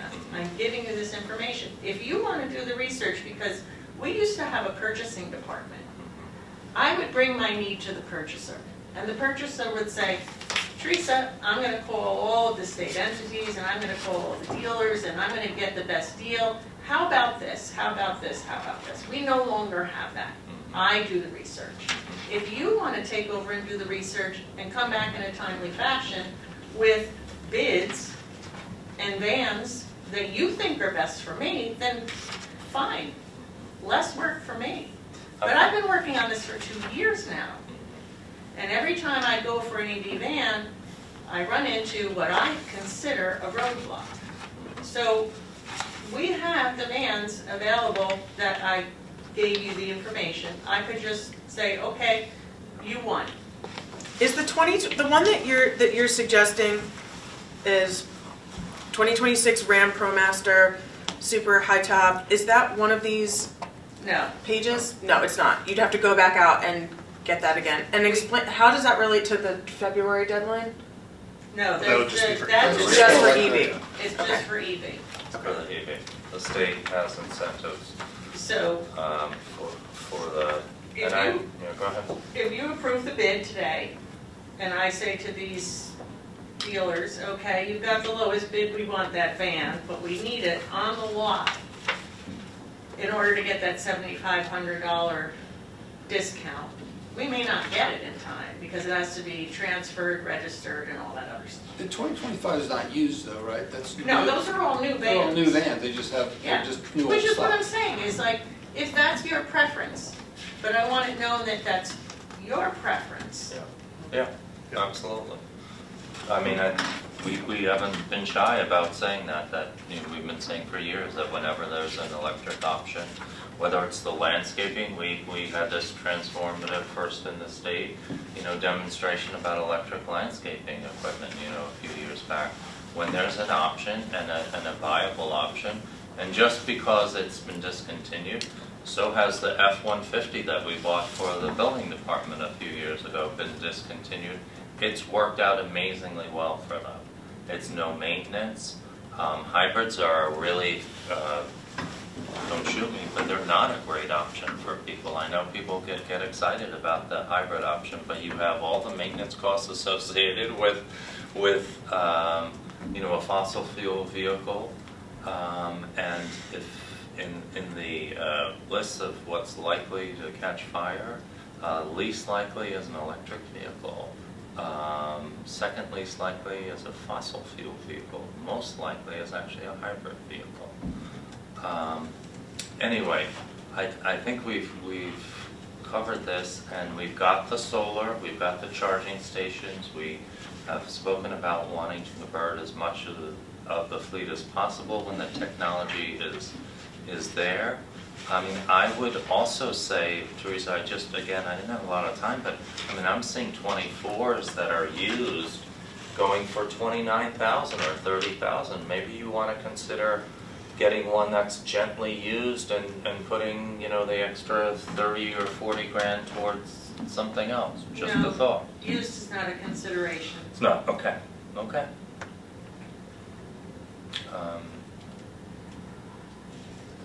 So we're here tonight to either accept the bid or reject the bid in favor of a traditional fuel vehicle.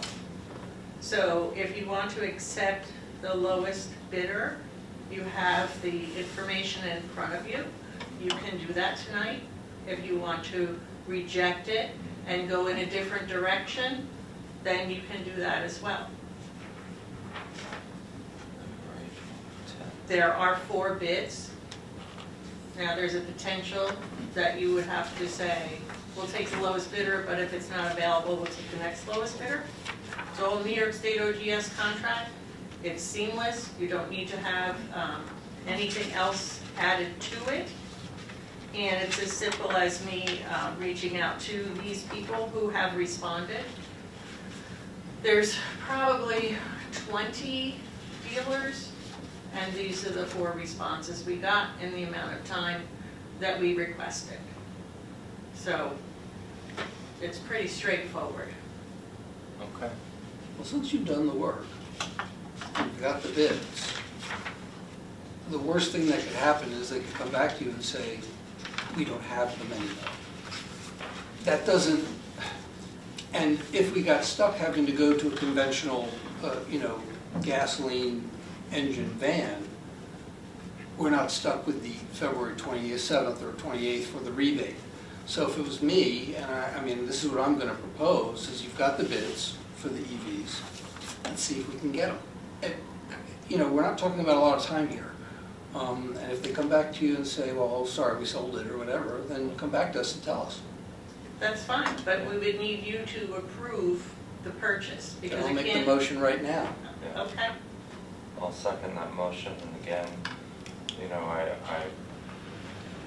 I have a lot of experience with electric vehicles and the reliability. This is a cargo van. I think you've mentioned that it gets used from time to time. It needs to hold stuff and take people to locations where you're doing work.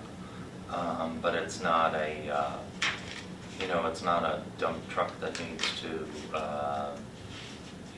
do various activities and be used for I know that, others. Robert. Yeah. So I think I know a that. battery operated van will do us just fine. They come with warranties, and I think that is the direction that this town wants to move forward to, is a cleaner, no exhaust future. My second with my discussion, sorry.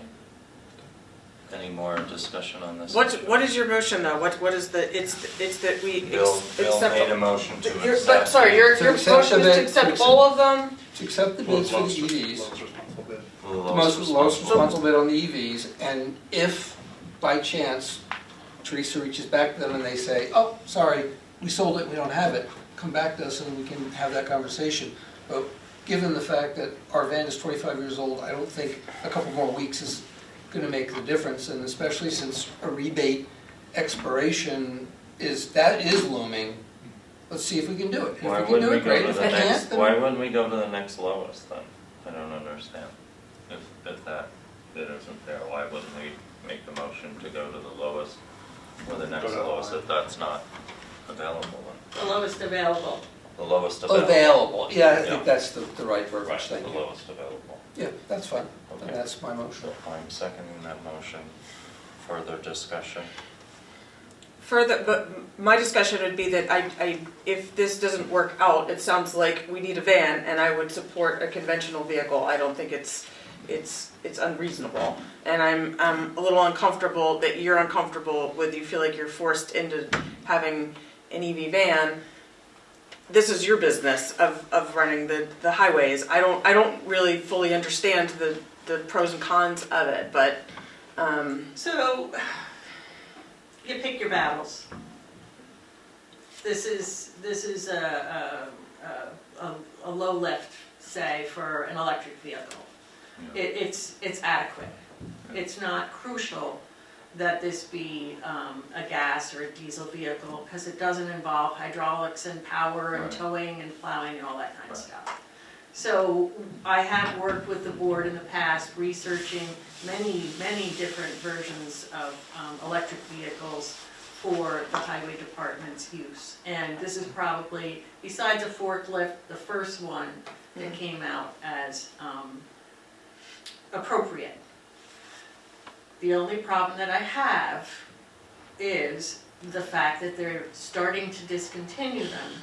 But if we get 8 years out of it, which is the expected life before you have to start replacing stuff, and the town is willing to invest in that, and take that chance, that's up to them.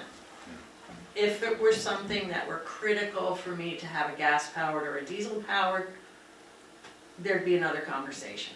And you brought that conversation to us in the Yeah. past, if I recall, and Yeah. you made a good business argument for it. Yeah, and I'm we totally approved it. aware of, electric vehicles and their advantages and all of that stuff. It's a wonderful thing, and I'm not against that. Okay. Just making it clear that, in this particular situation, when I have gone through the process, things keep dropping off. If you're comfortable with that, I'm fine, because ultimately, the funding comes from the board. Yeah. The board giveth and the board taketh away, right? We all breathe the same air. Okay, further discussion. Further discussion, if she can't get them, let's have another conversation and figure out getting her a van. Yeah. And thank you for all the work and preparing these materials. and You're welcome. Appreciate that. Okay, we got a motion, a second. All in favor? Jacob? Christina? Aye. Okay. Thank you very much. Thank you, Teresa. You're welcome. All right, let's jump back in order, shall we? Legislative priorities. Did we cover this Huh? with Brandy? Yes. Okay. Did you want to talk about the shared service agreement while I'm here? Because I'm going to leave in a few minutes. No, Okay. just we have an existing one with the county. No, we don't. That was a draft as well. It was not signed by the county, Okay, and it wasn't Oh. circulated to the Okay. other towns. okay, So this is Defined. the reiteration of that. yeah. It's been 2 updated, years later, and yeah. it's been recirculated. Yeah. They've been working on it. So- Chris has been working on it because it's very different than the one a couple of years ago. Right. It expands well beyond emergency situations and includes things like Well, like infrastructure. paving and things like that, which honestly, it's done on a handshake now Yeah. with the towns who are allowed to do that. Right, The town of Red Hook has intermunicipal agreements with each of the surrounding towns yeah, that are formalized, but this would enable you to go outside of those to have cost-saving measures, right, because someone might have a paver Full that road, isn't yeah. close by to you. right. So I just wanted to make that clear that there is no current contract with the county. Okay, This is the new version that they're circulating for everybody to put their comments in, Right. and then hopefully get somewhere with it. But Right. it comes from the county to all the towns. And you anticipate that if this got approved, then you would be sharing, like, services with the county on, or When equipment? you have The most important thing is emergency services. If you don't have an intermunicipal agreement with another town, and you go and help another town, FEMA may not reimburse you for the time that you put in to help that other town. So that's the number one issue. Number two is that towns in the past have been very used to sharing equipment, and with the men in them, of course, on a handshake. And then it gets very messy with liabilities and things like that. So they're trying to have sort of a blanket, so you don't have to have individual. Right. And the county would like to share in that as well. We're just town to town. We don't really have a formal agreement with the county, so it just makes sense. I'm shivering because I'm a little cold right now. You're not scared. Sorry. So what I'm hearing from you is that you sort of support the agreement as it's drafted. Absolutely. Do you have any concerns about what's in there? Putnam County has done it with their towns and county. Yeah. So this is through the Dutchess County Association of Highway Superintendents. They meet every month, and the county comes to that meeting. And they brought it up several times, and the county is the one who's taking the initiative to get all the towns together to make this agreement. Is the reason it didn't get done last time and it was just a draft because there were questions or objections by other towns? No, the county kind of dropped the ball Okay. on bringing it forward. They got sidetracked, so they've picked it back up again. And to follow up with Jacob, I mean, I read it. I read what was said. I mean, I would just want to make sure that my highway superintendent is comfortable with all the terms, notwithstanding liability, which are legal issues, but I mean, just in terms of like what you're willing to share, how you're willing to share it, Right. under what circumstances. If you're comfortable with it, then I'm okay. Yeah, and my understanding is that it's completely voluntary. You're under no Right. obligation to say, oh, I want to share your paper, you know. I Yeah, can say, you no, don't have to. I don't want to, I don't have to. Okay. Same as you do with the surrounding towns. But I know that if something happened in the town of Red Hook, and if it touched Milan and Pine Plains and Rhinebeck, and we were all in the middle of a big, say, ice storm, and Clinton wasn't affected, and Pleasant Valley wasn't affected, that they could come up and help us clear our roads and then get reimbursed by FEMA through the declaration process. If you don't have a formal insurance policy in place, contract, whatever, agreement, then FEMA will give you a hard time with that. So looking at But I would just countywide. note, Teresa, that this agreement, unlike the other one, is not limited to emergencies at Right. all. It's Right, any no. situation whatsoever. Yeah. And Understood. Let me just make a couple of notes, and there are very different provisions in this agreement than there were in the other one. It's a different person drafted it. Yeah. Now, I'm just going to ask you if you know who is responsible for drafting it and who is taking the comments, because you forwarded one draft that had somebody else's comments on it, one of the towns. So I'm just wondering where this is in the process, and I think before the board takes an action on this, we need to understand where this particular agreement is. Absolutely, and I'm not expecting anybody to take any action until this is thoroughly vetted. Yeah. And I did in the email that I attached it to, the clean copy that was requested by the supervisor, say that this is initiated by the county. It comes from the county and the comments go back to the county. Yeah. Comes out of Bob's office? Yes. Okay. So Chris, comes out of Bob's office, so maybe we can, send our thoughts. You and Teresa can discuss comments and share with the board and send our thinking about it to Bob at the appropriate time.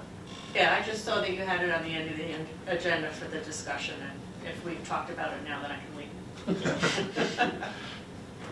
Very good. All right. We're going to Thank have you. to start Thank you, bringing Teresa. quotes Thank to you. town board meetings. Thank you, Teresa, very much. Okay, we're back at legislative priorities, Association of Towns.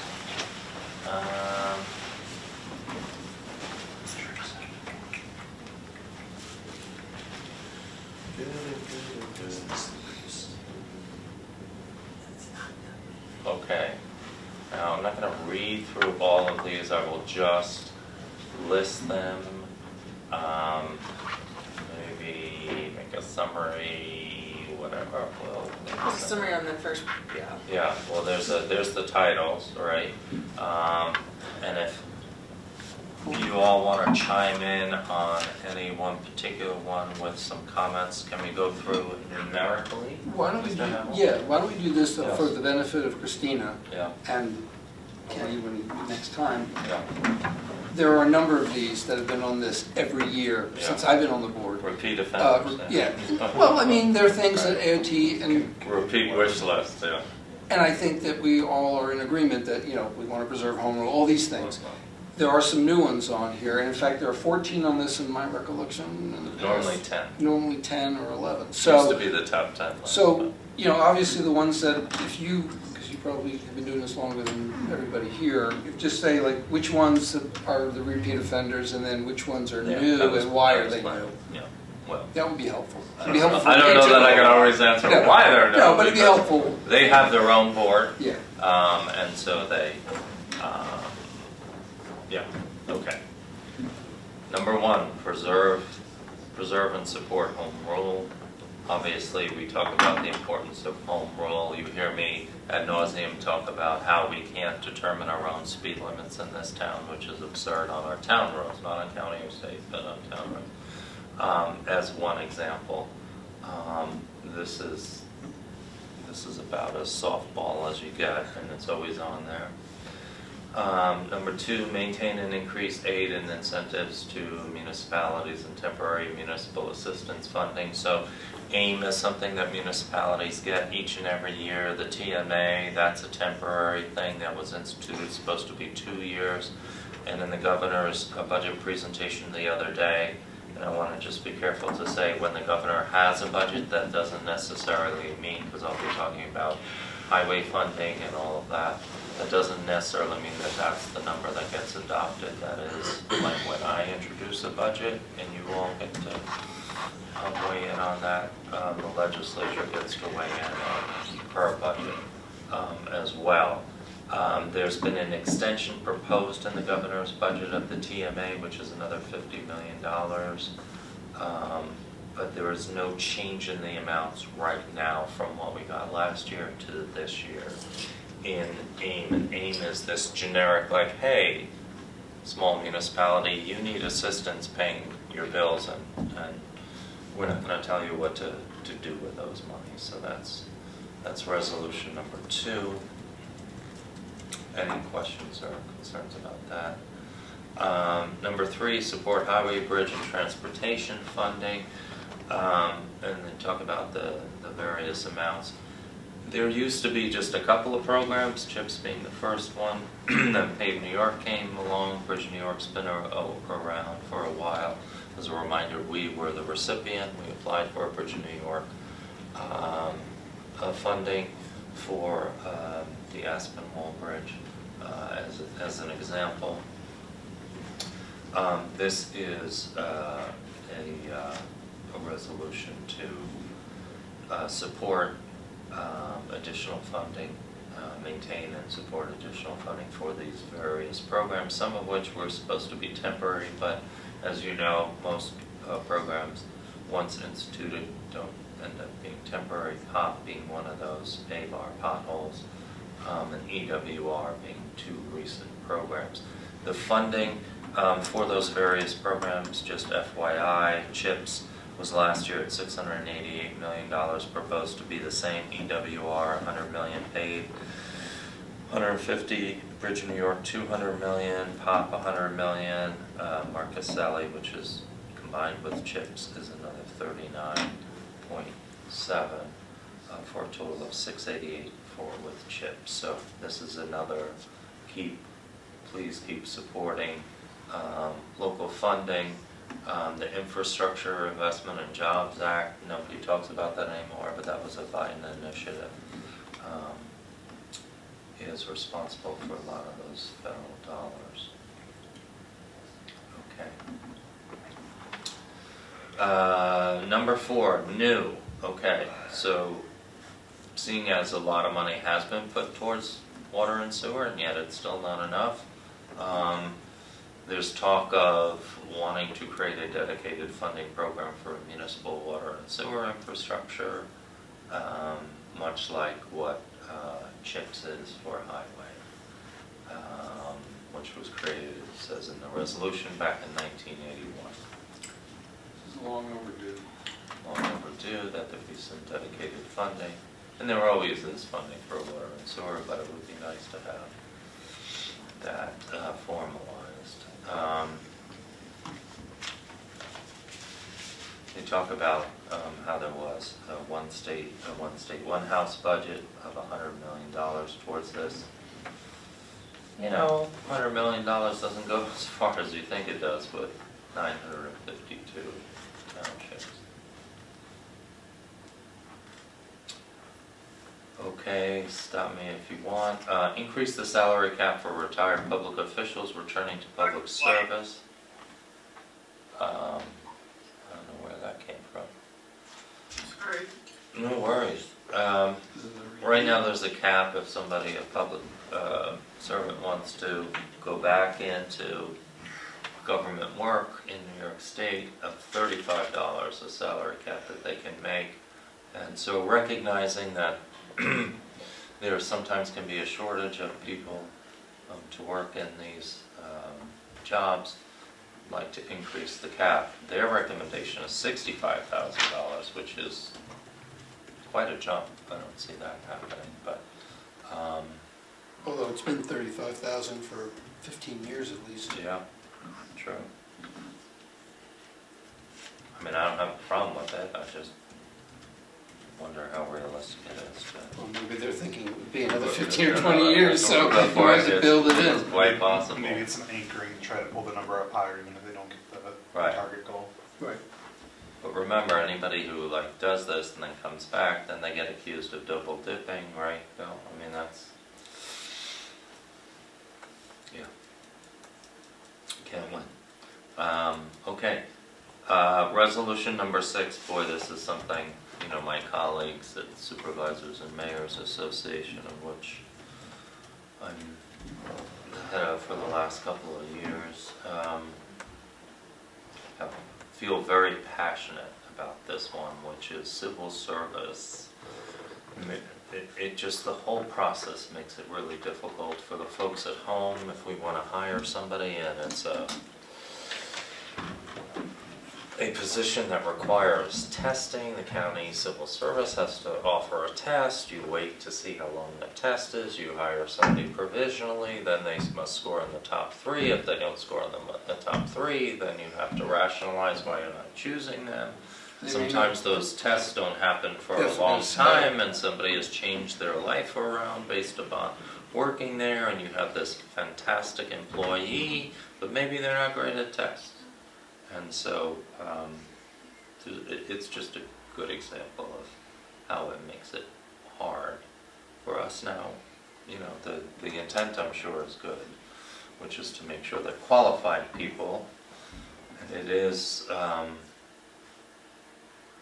you know, a challenge to find in these small districts qualified people. You know, when you look at, you know, how small some of these villages are, or whatever, to find really qualified and talented people. But when you do, and then you know, you're subject to these very precarious rules.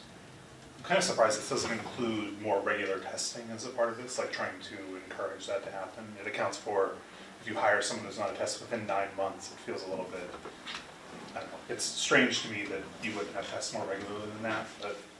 Well, they sometimes will go a year and change easy without offering a test. Which is why I think it's surprising that that's not a part of making this more efficient, to have testing occur more frequently. And they'll tell you, well, there aren't enough candidates. They wait to see Until that people there's don't want enough to take another demand job. for the jobs, because they don't want to offer a test if there are no jobs. On the other hand, you know, it's a catch-22. Well, the other thing about these, and I have a lot of experience, 25 years in the federal government and for the state in dealing with this issue, is that many of these tests are, if you score in the top 3, other municipalities can pick you off too and offer you more money. So the test doesn't equate to the amount of money you make, it just makes it you're qualified. So Yeah. say one municipality is paying a little less, well, you're on that list, and then the next door neighbor municipality, so the problem with the test is it's not really for you, it's for everybody, and then it makes it much more difficult, when you're vying for the same resource. Yeah, which is why I think offering it more frequently will help increase the pool of people who are eligible for these positions. And that'd be something that I would sort of like to push AOT to incorporate that into the recommendations. More frequent. To have more frequent testing. Okay. I think that would help address the problem that Okay. we're trying to. I think we can submit that suggestion even in writing. I mean, I don't know that I need to get up Wednesday morning and say that. It's presenting not- is fine. It's not profound enough, Sure, no offense, sure. Jacob, No, but we no. could just send But that it's email. not here, Right. and I More feel like it's frequent, missing, more so, frequent yeah. testing, right. And they will say to you, okay, but we need to know that there's enough demand. Okay. Resolution number 6, okay, got it. Number 7, IDAs and pilot agreements. At first blush, this is a no-brainer. Of course, local municipalities should be able to determine whether or not a pilot is approved because it has the local impact to the tax base. But that is a little bit, Is this a new one? Is this one that's been around? this one's, I think it's fairly new, this one, yeah. Yeah. This is something we hear a lot, and it's coming up again now because we're going to, I'm letting you know now, the folks who are doing the Champlain Express, right? That is that nice big fat wire coming from Canada down the Hudson River to New York City, bringing power there. And I think they're going to come in to all our riverfront towns, and they're going to say, we want a pilot agreement. I know they are because they're calling to make appointments. And so, there's that. That's a real world example that we may be facing sometime this year. So food for thought for you, but it does get complicated when you have many municipalities involved, and some may want to approve a pilot, some may not. And like the Champlain example, what do you do in this situation if the local has to sign off on it? Will any projects get done in that case? You end up being in this situation, right? Like in Midtown Manhattan, where the little house is kept and they build the skyscrapers around it. I don't know.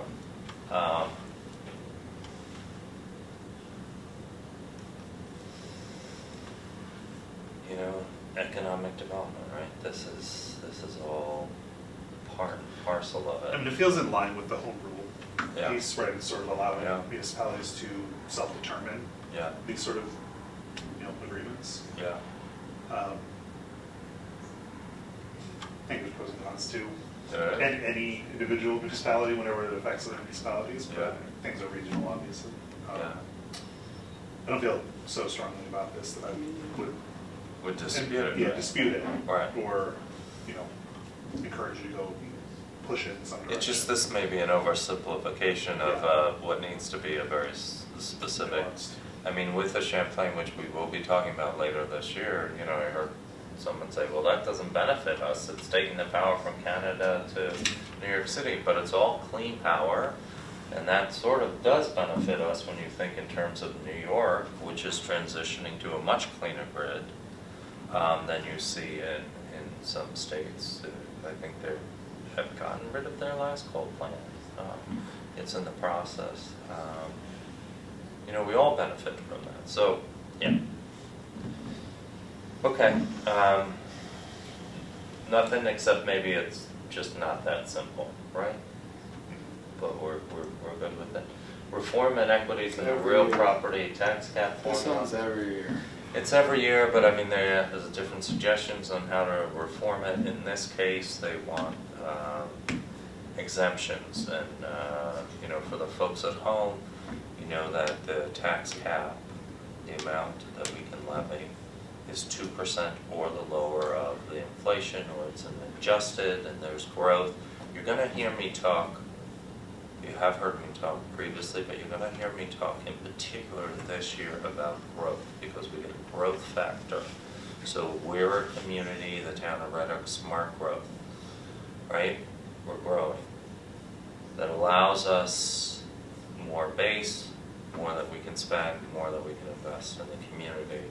We're seeing a real stagnation in the villages. There's no growth to their tax base, and that's becoming problematic when you think in terms of their package plant. You know, that's $20 million or whatever. These are some real structural things.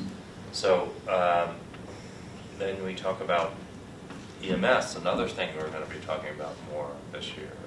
Certainly in my role heading up the Supervisors and Mayor Association, I can tell you we've been very involved in trying to figure out what's going to happen with EMS, will it be declared an essential service, whether Albany will provide support, whether the county will finally do a plan and they'll get money for that plan, so on and so forth. This resolution asks for exempting a lot of these things from the tax cap calculation because they are separate districts, and yet we have to factor in. So you heard me say during budget season this year that we were spending a lot of our cap limit, and this was only the second year that we actually raised taxes in the last 10, but our cap limit on Tivoli Firehouse project and raising that capital budget line. Otherwise, I think it was just a 1.2% increase townwide. At least that's what the local bills show. So this is about reforming the cap so that there are more exemptions out of that calculation. And everybody's focused on, I don't want it to be on my line, the county doesn't want their, you know, if it's going to be EMS, they don't want to, you know, they don't want to be responsible for it on their line, but at the end of the day, it's all the same set of taxpayers, and we need to provide those services. Any questions about 8 before we go into 9?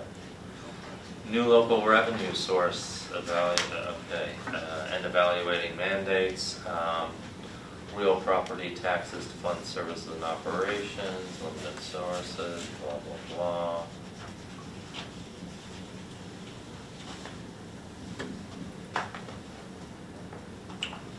This is hotel and motel tax. Who wants to touch this one? It went so well in Rhinebeck. Should local municipalities have the right to implement a local hotel or motel tax is really what the resolution says. Separate and apart from whether it's a good idea.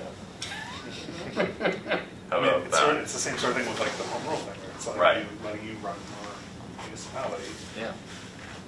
Exactly. I don't necessarily think you should do it, but yeah. Maybe it makes sense in some places. Right.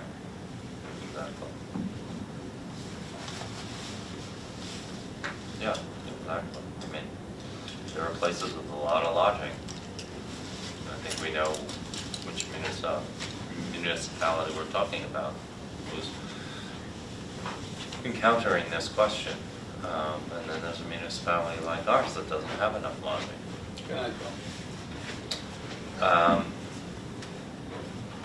Yeah, local municipalities should get a share of the tax, right?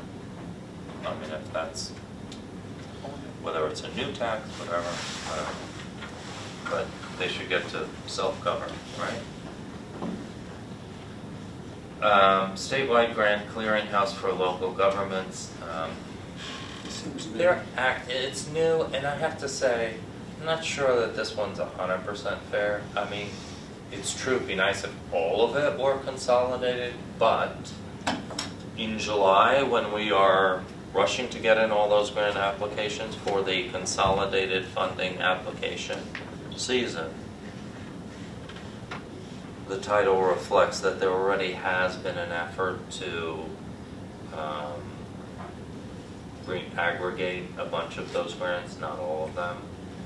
So there's been improvements. I mean, sure, it'd be great if there was only, I mean, I know Ann would be very happy if there were one way to get online and do the grant administration stuff. So I think this is important, but I do want to recognize the state has made some strides in the right direction here.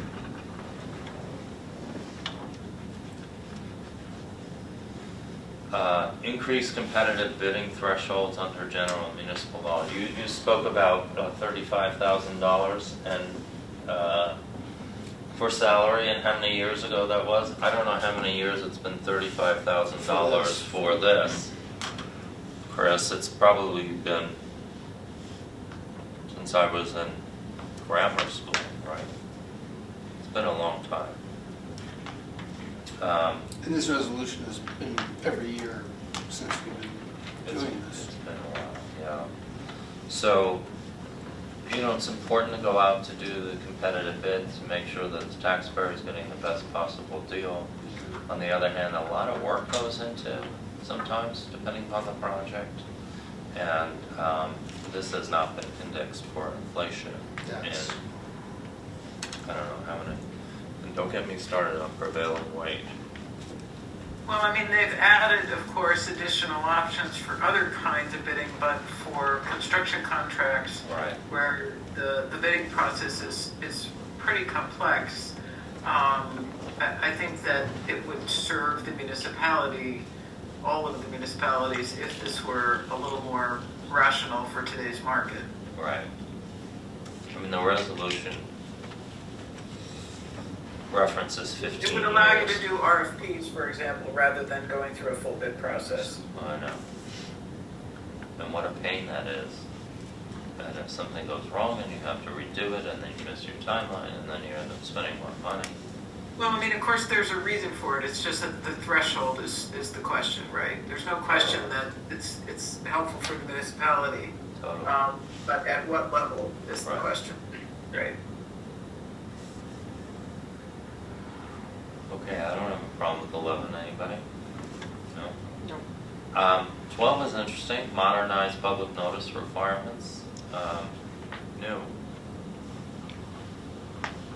And this goes back to how our society is changing, for better or for worse.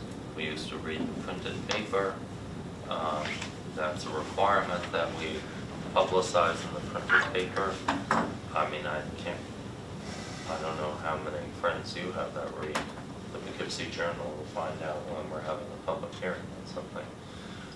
More importantly, we have our delivery system that tells people we're having a public hearing. They can see it on the website. It's a changing, time. And so it seems ridiculous nobody's walking around, no offense to the Bojo, with the Poughkeepsie Journal, reading it every day to see if we're having a public hearing. So I would support this. Does this need to be modified? Do you have any No, suggestions? I was just for going to say modifying also, that? there's just some of these public notice requirements are so Byzantine and arcane, like you have to post a little post-it on the bulletin board in the office where nobody ever goes. I mean, who ever goes to that building? It's kind of ridiculous. I will just point out that this resolution starts with whereas every other sentence, so that too has been around for quite a while. Any questions on that? All right, we're getting there. Support ways to reduce municipal health benefit costs. So one of the things that we can do is aggregate. Right, and that's really what it's suggesting, is that we have a greater ability to aggregate and to pool our resources. We've done that in the past when it came to energy with community choice aggregation. Many people may not know that we were one of the founding members back in the 80s, New York Municipal NYMER. We have New York Class, which is a vehicle that we use for what essentially is a money market fund, if you will, which has an aggregation of municipalities for holding funds, before they're expended. So this is just an extension of that. I mean, whatever we can do to get better pricing, because as I will remind you, the taxpayers at home watching this, this is now my 10th, 11th year. When I first started, the premium increase was 21% that year, 15% the next, 15% the next, 9% after that, 8%, and then it went to 6%, and then it went to 8%. I think you get the gist, and here we are this year at 15 point something. So when we're talking about a 2% cap, and we're talking about what our taxes are versus what they were 10 years ago, we're pretty proud of the fact that you're paying less in taxes given that kind of drive over the last decade. We need to do something, so doesn't hurt to have one more avenue. I just don't know that necessarily it's going to make that big a difference, but you won't know until you try. Anything else? Any thoughts on that? Last but not least, requiring comprehensive utility and telecommunications inventory reporting to local assessors. Chris, did you read this one? Chris, are you there? Did we lose you? Sorry, my audio was off. I read them all last time. I'm Yeah. not going to say I read them all this time. Okay. Um, I would take a look at this one, and you might know how much information we are getting versus how much they are suggesting we get. It is a challenge to know whether or not these providers are, quote unquote, providing us with the kind of information to make sure that they are being assessed appropriately. I know some of the changes go through our various boards, planning boards, the upgraded telecommunication and so on and so forth, but ooh la la, this is a lot.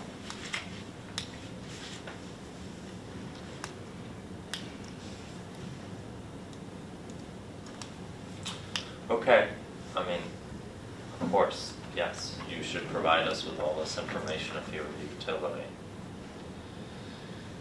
Okay. Any questions?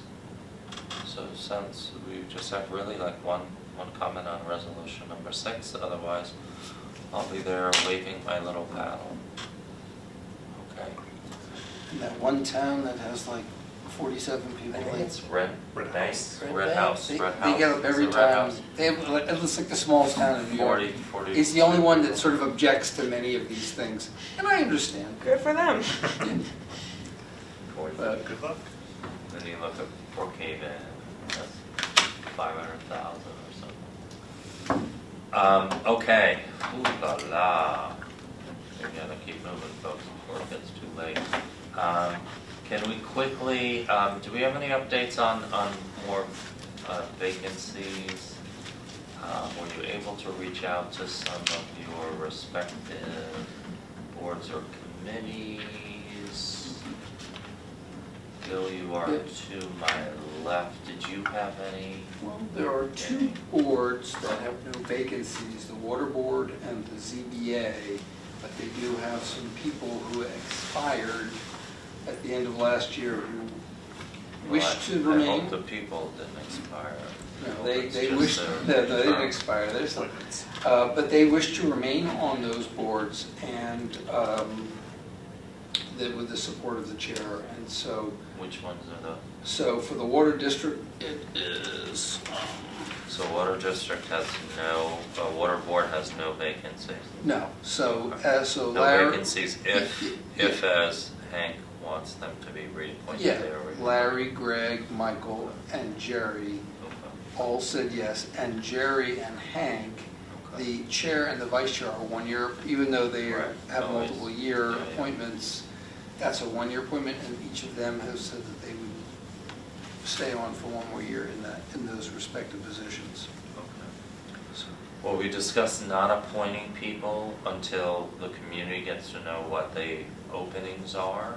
But if you've already heard from the chair that they want to reappoint, there are no vacancies to that board, then, maybe we could entertain that. But I want to make sure that we come up with a list as we normally do and send it out and say, hey, have you ever thought about joining a committee or a board? Here's where we have vacancies right now. the other one, ZBA, Ross Gould, who expired, he was the only member.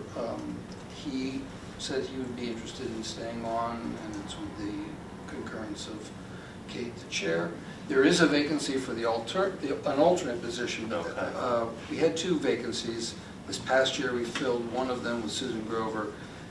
You still should put it out, Okay. Okay, that there's an alternate, yeah, we absolutely should. So but they're I'd like to waiting get and waiting, Ross, yeah. I'd like to get Ross reappointed. Right, because you're going to face some quorum. Yes, if we don't. that's exactly right. Although, just as a reminder, folks, if you're new on the board, if somebody is not appointed and their term has ended, there's still a holdover. They're holding. So they still are in full effect and full force to go ahead and vote. Okay. Until such time as they are replaced in that position. So, I'd like to make a motion to reappoint Ross for the 5-year term, because also don't forget that his term, he came in just last year, so he was filling a vacancy that only had, I think, 1 year left on its term, I think. okay, something's wrong here, though. So he cannot be a 2030. He's got to be a 2020. No. 9, then there must be. There's a sequential problem. There has to be a typo there somewhere. Yeah, because we have 26. Would George's be a 29 instead of 30? Well, we have 226, well, no, alternate's 26, that's Yeah. only a 2-year appointment, okay. I think George's number is the problem. Oh. I just remembered that when we filled the position with Ross, it was a vacancy that only had like a year or something left on it. I'd have to get some old versions of this thing. Well, if his is 25, that would have been expiring last year, so that would reflect that. I think that George's is the one that's There's a mistake. or unless the alternate, no, the alternate wouldn't be that. Yeah. Well, we can't change. Well, if it's a 5-year appointment and it expired in 2025, which we know that it did, then it would go to 2030. Oh, we know that George's did? No, I'm talking about Ross. Ross's, yeah. So George could not have been a 30. We'll have to look into that. Right. So you're making a motion. To reappoint Ross Gould for the 5-year appointment ending in 2030. At the suggestion of the chair. Yeah. Is there a second for that motion? I'll second that. Thank you. Thank you, Christina. Any further discussion? If not, all in favor? Aye. Aye. And what did you want to do with the water board? You wanted, so it's Larry Carr, Greg, Michael, and Jerry. Jerry. And theirs are all 2-year So their appointments. term ending 2027. 7. Okay. But Jerry and Hank To re-up as for the chair and 1 vice year, chair. as a 1 year. Okay. Is that your motion? Yeah, that's my motion. Okay, I'll second that. Thank you. Any further discussion? All in favor? Aye. Aye. Thank you. Did you have any others, Bill? No, I'm still waiting to hear. We're back on vacancies, okay. Jacob, did you have a chance to chime in with any? I think that most of them are in good shape. I'll have some people who've been attending housing committee meetings to recommend for those vacancies. I think the rest of the That ones one's got a lot of them. It does, yeah. There's been some turnover and some people who've been attending meetings for a long time without a formal appointment. They just participated, hadn't, yeah. wanted to join formally, but I've convinced a few of them to submit materials. So I think we have a good group to fill some of the vacancies. There's still going to be a few that aren't. We've had some people who've attended a few meetings here and there, but not regularly. A few people who've attended more recently, but I haven't heard that they want to join formally. So yeah, so that's one where I have a list of I think 3 people right now that I'll circulate materials for people who've been attending regularly, putting a lot of work into. But other than that one, I think the committees that I attend, I haven't confirmed with all of them, but looking over the list, everybody who's included, the committees I go to are, other than that one, are full and regularly attended by everybody on the list. So Everybody's full. yeah, so I can confirm that on the next time we talk about it. Yeah, but 'cause everything else is in good shape. Can we understand what's happening here with the terms in the CAC, speaking of full? Why they're offset with my two? There's gotta be some typos on this, I don't know. I mean, There's no typo. well, something's gone amiss, because we have Over the 2 years. 2026s and we have 7 2025. I can only tell you that I haven't changed anything. Yeah, no, I know. Whatever's been going on over the years. Something's going on. So let's do a little drilling down on that, Jacob, also, and if you can come back, if you find yourself in the same position that Bill is with the CAC, but let's see if we can get to this term situation. That doesn't seem right. Seems like there should be at least 2 or 3 of them Yes, the other there year, should. but Yeah. There's an issue on design review committee too, because Chris Gilbert's listed twice. Well, he's a member, so the way that this works, typically, Christina, they are listed twice, in the I see. chair position and then And as a member? as a member, Okay. The because the chairs are once a membership. year. Yeah, chairs are just for the year, so everybody needs to be re-upped each year if they're gonna be the chair or if it's gonna be swapped. So yeah, that's why the Got chairs it. are always listed twice. Got it, Yeah. okay. Anything to report on that one yet, Christina, or No. we'll tackle that next? No. time? I could probably do ethics tonight, because the only one to reappoint would be Brenda, who I Right. know is Right. going to be And she's- continuing as a chair with the support of the other members of the ethics board. Right. So I would make a motion to reappoint Brenda Elsey to the ethics board for a term ending in 2030, Yeah. and then also reappoint her as a chair with a term ending in 2026. Okay. I'll second that. Yeah, and by the way, they did a great job. I don't know if I told you that they did a really nice job with their training session here. Great. They were both fun and informative. I heard there were a lot of Dora- questions. Yeah, it was lively. Dora, yeah. Which is good. I think they did a wonderful job, and really appreciate that. Yeah, and we had a second training last night that we recorded, and we'll have the video for that available on the website once it's, Okay, there was so some people- like technical stuff we're gonna cut out of like getting the screen share up, but other than that, the materials will be available on the website too. And I'll share that with Teresa too, because I know she asked for it. Okay. Motion and a second, all in favor? Aye. Aye. Elsie. Let me make sure I pronounce her last name. Greenway and Trails, you'll get back to us on that Yeah, I one, can follow up Jacob. with All right, Christina, were you at any more besides design review? Let's see, what do we have you for? No, that's the only one that I'm liaison to, but the St. Mary's committee keeps St. coming. Margaret's. St. Margaret's committee keeps coming up. Yeah. Yeah, we need That to. was a committee. I don't see it on the list. It was a committee years ago, and literally the committee would meet with a building that was uninhabitable, and half of the committee died. It literally, Well, I mean, that's not a reason to not have a committee. But what do you mean? the point is, they had nothing to work with, because there was no commitment to do anything with the building. So Okay. the outside was made structurally sound, a lot of work has been done. Now what the inside has been repaired, I would say the best description of it.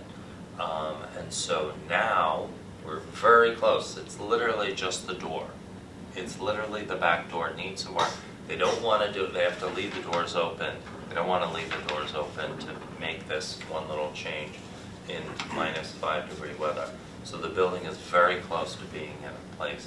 And now we can constitute a committee, figure out how to have this cultural arts, which is how it was envisioned, and then who should be a part of it, and come up with a plan for its use. So it'd be great to get started with that soon, because we are finally after, and this happens oftentimes, we bought our Rec Park West property in 2007, I remember, because I was here and involved in that process, but we didn't actually work on it until 2019, right? 2019. So it does happen that way. So yeah, we should think about that, because the historic, there's arts, we got to think about arts. I know Juliet Harrison has asked, she'd like to be involved with that. She was involved in the Red Hook Can, the Artist Network, maybe before your time, was it?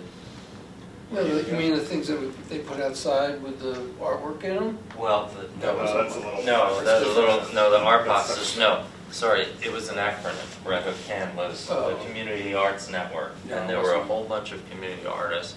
Carrie Fiora who headed that. She's the one who did the paintings that are in my office. How does one establish a committee?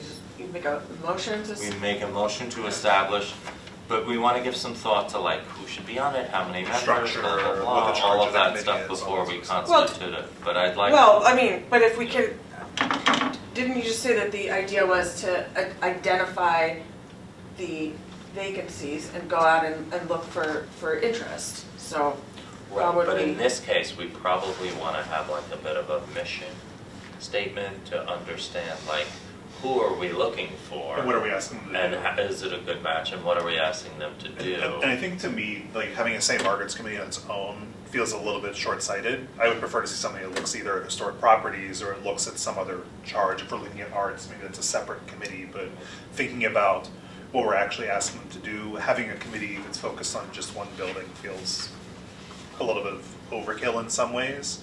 If we're thinking about it as, what are we asking the group to do? Maybe I'm the only one who thinks that, but, I would look for, maybe we acquire other, like maybe there's a church that we end up acquiring and we need to like care for that. And that's something, or like, I know we have a cemetery committee. We are. Things like that, right? We are caring for a church Right. in the cemetery right now. And those are things that I Yeah. think the same group could be What considering. is the historic red? What is properties. the Red Church Cemetery Committee charged with? That is mostly maintenance right now, but I think that's a good segue to what Jacob's talking about, because this is Rev 250, 250th anniversary. So one of the things we're talking about is opening up the Red Church, which is an amazing building to the community so they can appreciate there are a lot of pre-revolutionary, we had about 13, somebody said 14, Patriot burials. something like that. There. So yeah, there's again, cultural arts kind of an event, so we want to create some events around that so people can experience these buildings, and St. Margaret's, Red Church, Elmendorf, the list goes on and on. Of course, there are amazing places along the waterfront as well, and historic homes. Well, it seems to me like St. Margaret's was significantly invested in. That's right at the, that's a major task. Like, maybe there's a way to establish it as, like, that's a focus that's gonna take some effort to, like, getting that building going, utilizing it. Well, maybe the two of you could like come up with some ideas on how to begin the process of putting together a committee to address the cultural arts needs and how St. Margaret's will play a role, and also programming. We were able to make it accessible on the bottom floor, but not yet on the top floor. Would we look to rent out some spaces, maybe to historical or other non-for-profit, Because I think the library used it for some summer programming. We had the library there, but it was out on the porch. Yeah, it's very seasonal. We had another artist network do basically gallery show, and in fact, there was a painting of St. Margaret's that's here in this building as a memorial to that. So I think, yeah, now's the time to start putting our head together and figuring out how to form that so that it's like with the water and the sewer, that it's concurrent with the, hey, it's finally available, we can do something, instead of wasting 14 years of people's time. Parking for that building recently too, Parking is which all done, is, all you know, done. We can now have people there Yeah. and there's parking there.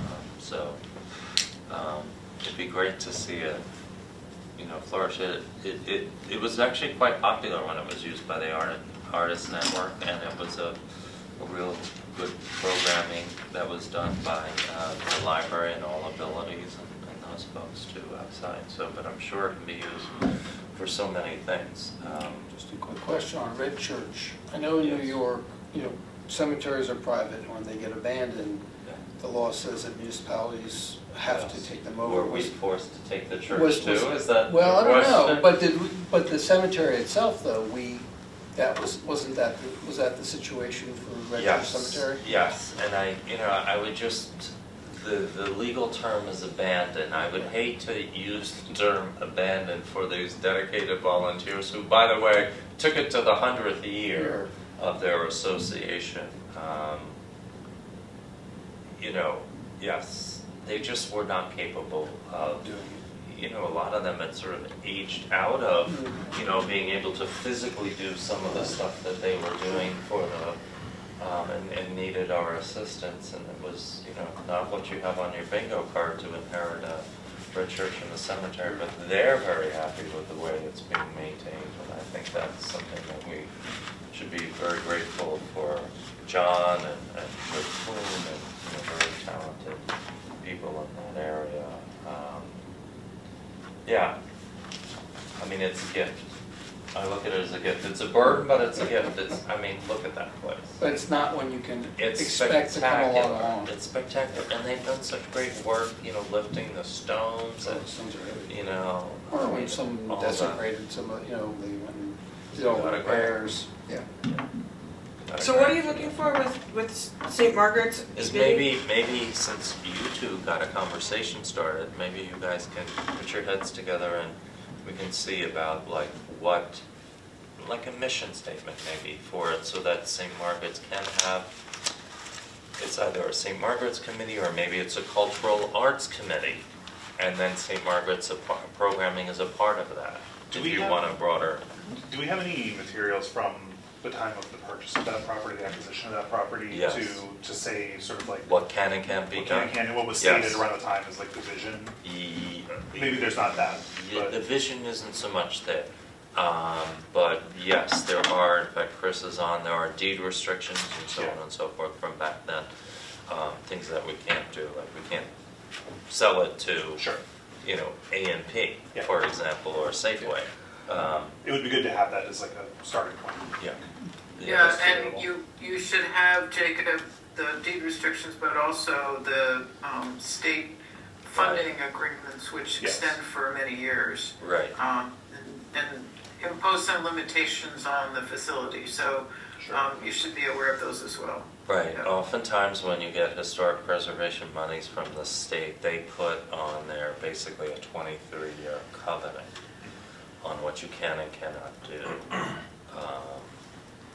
So no skyscraper behind the Red Church. Keep it a And historic I'll property. call out Paula for being just the star on managing that process, Right. when it was being renovated last time around. Right.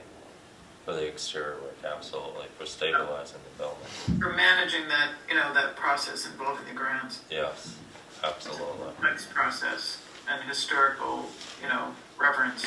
Yep. Sure. So maybe we can get that and connect and Sure. talk about that. Works for me. All right. Yeah, thanks for bringing it up. I don't have any bandwidth left for that, you guys, if you wouldn't mind. But I'm very excited about having that ready. Okay. Do I have anything? No, except on energy. Just want to point out there's another vacancy there. We have Paul Fletcher Hill listed. His term has expired, on energy, and he has relocated, perhaps temporarily, perhaps not. He's not going to be When he reappointed this sees- year.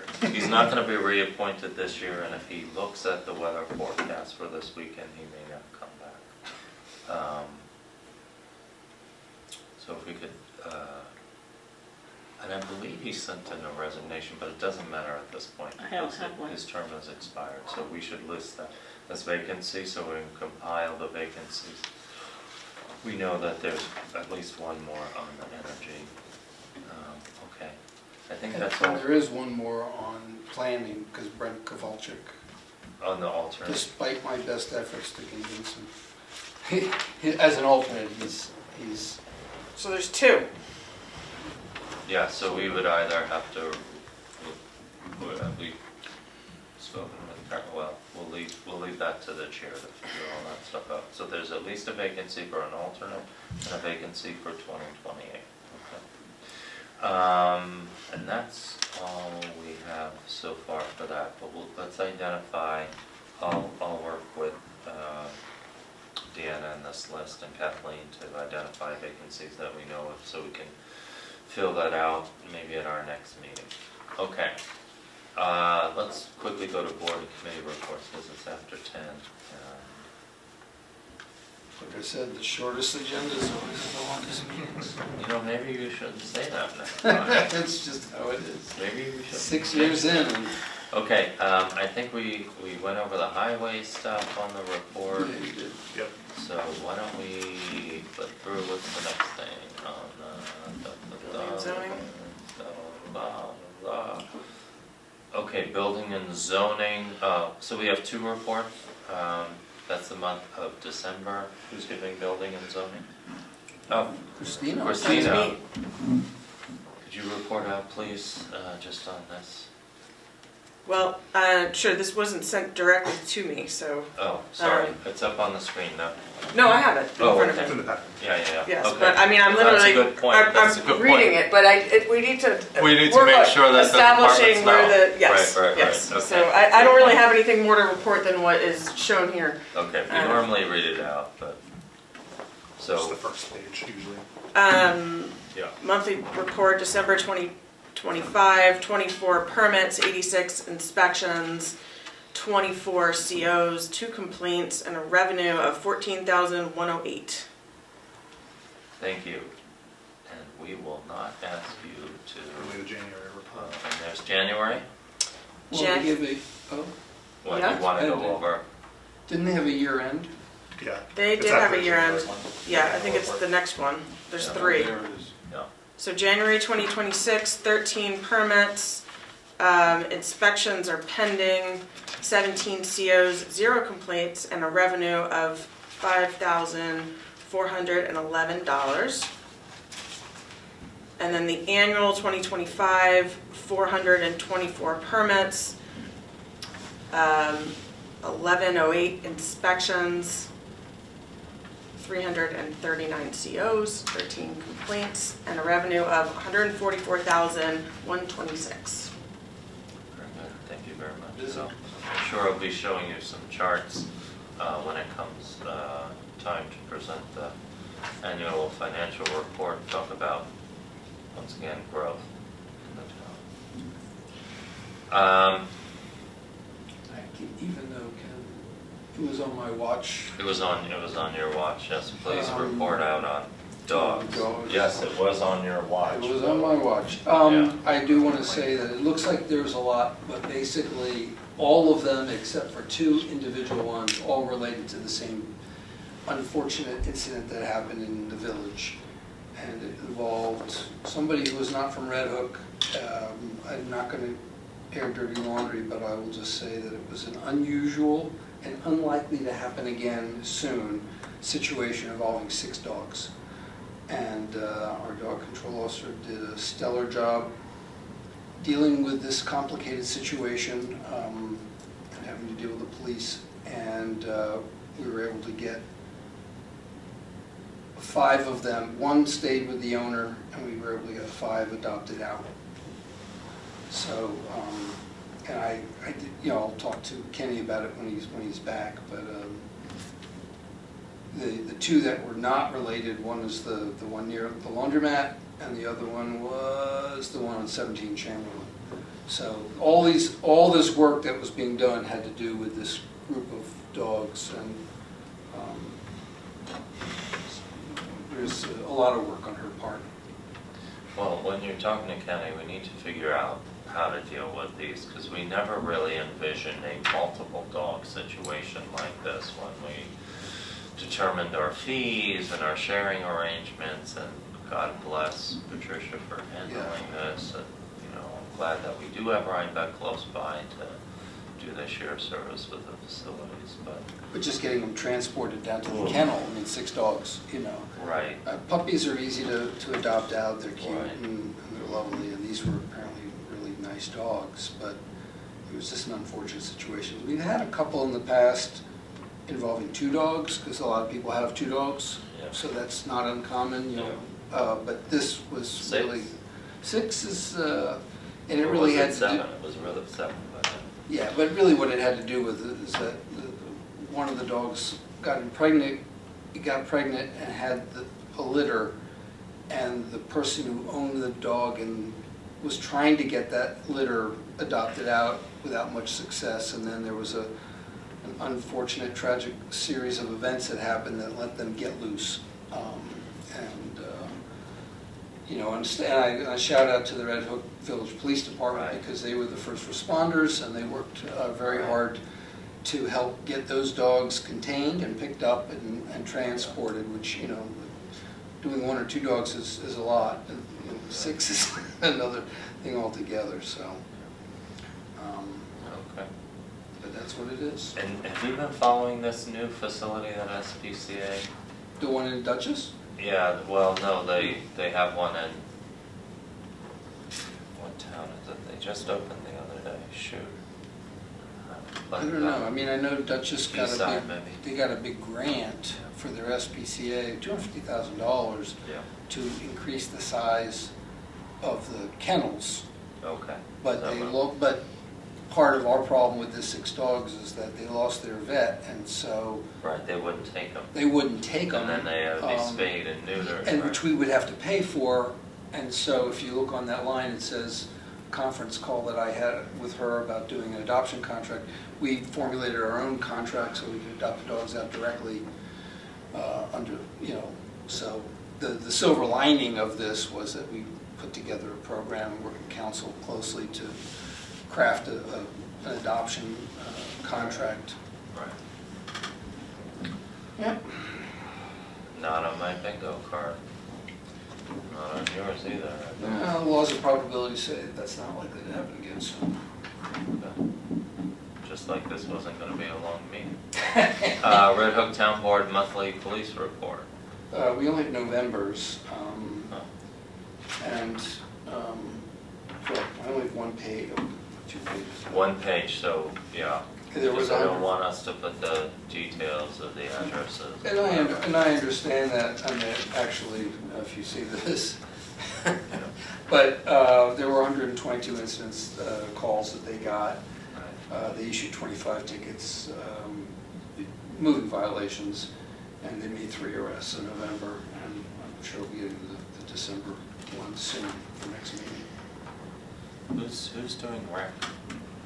I thought you were. You're doing right. I'm doing rec. I'm so glad I'm doing rec. Okay. We were talking about the dog park again. By the way, you should know people are advocating for yet another dog park.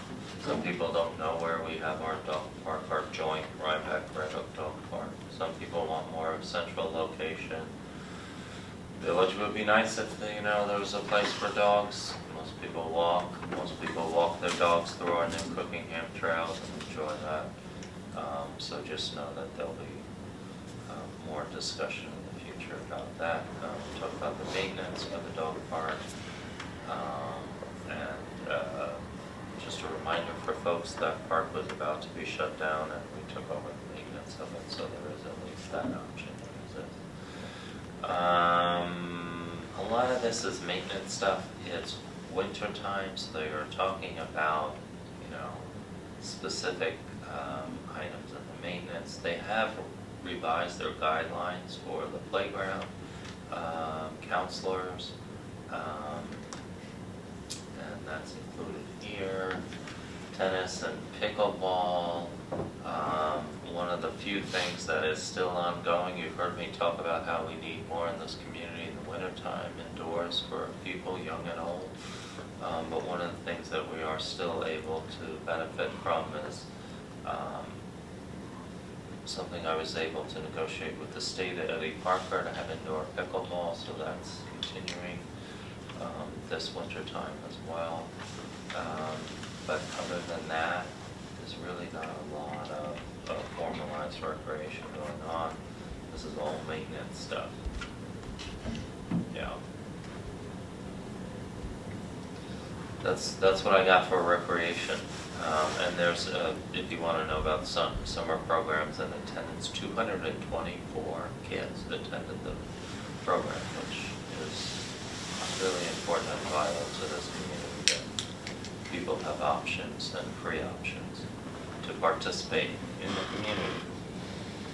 All right. Just real quick question. Yes. You said that hopefully soon we'll have the schedule of events like cleanup day and other things. Yeah. You'll have the date for when the registration for summer? Oh God. Boy, you're well ahead of the game there. That's not till. Well, no, we did it. It seems to happen every time we do the day for the shredding. And make sure there's no double booking. Yeah. Gotcha. Because it's really popular. Yeah. Sure. Okay. More maintenance stuff in this next report from Rec Park that I'm not gonna bore you all with that. You can read about it.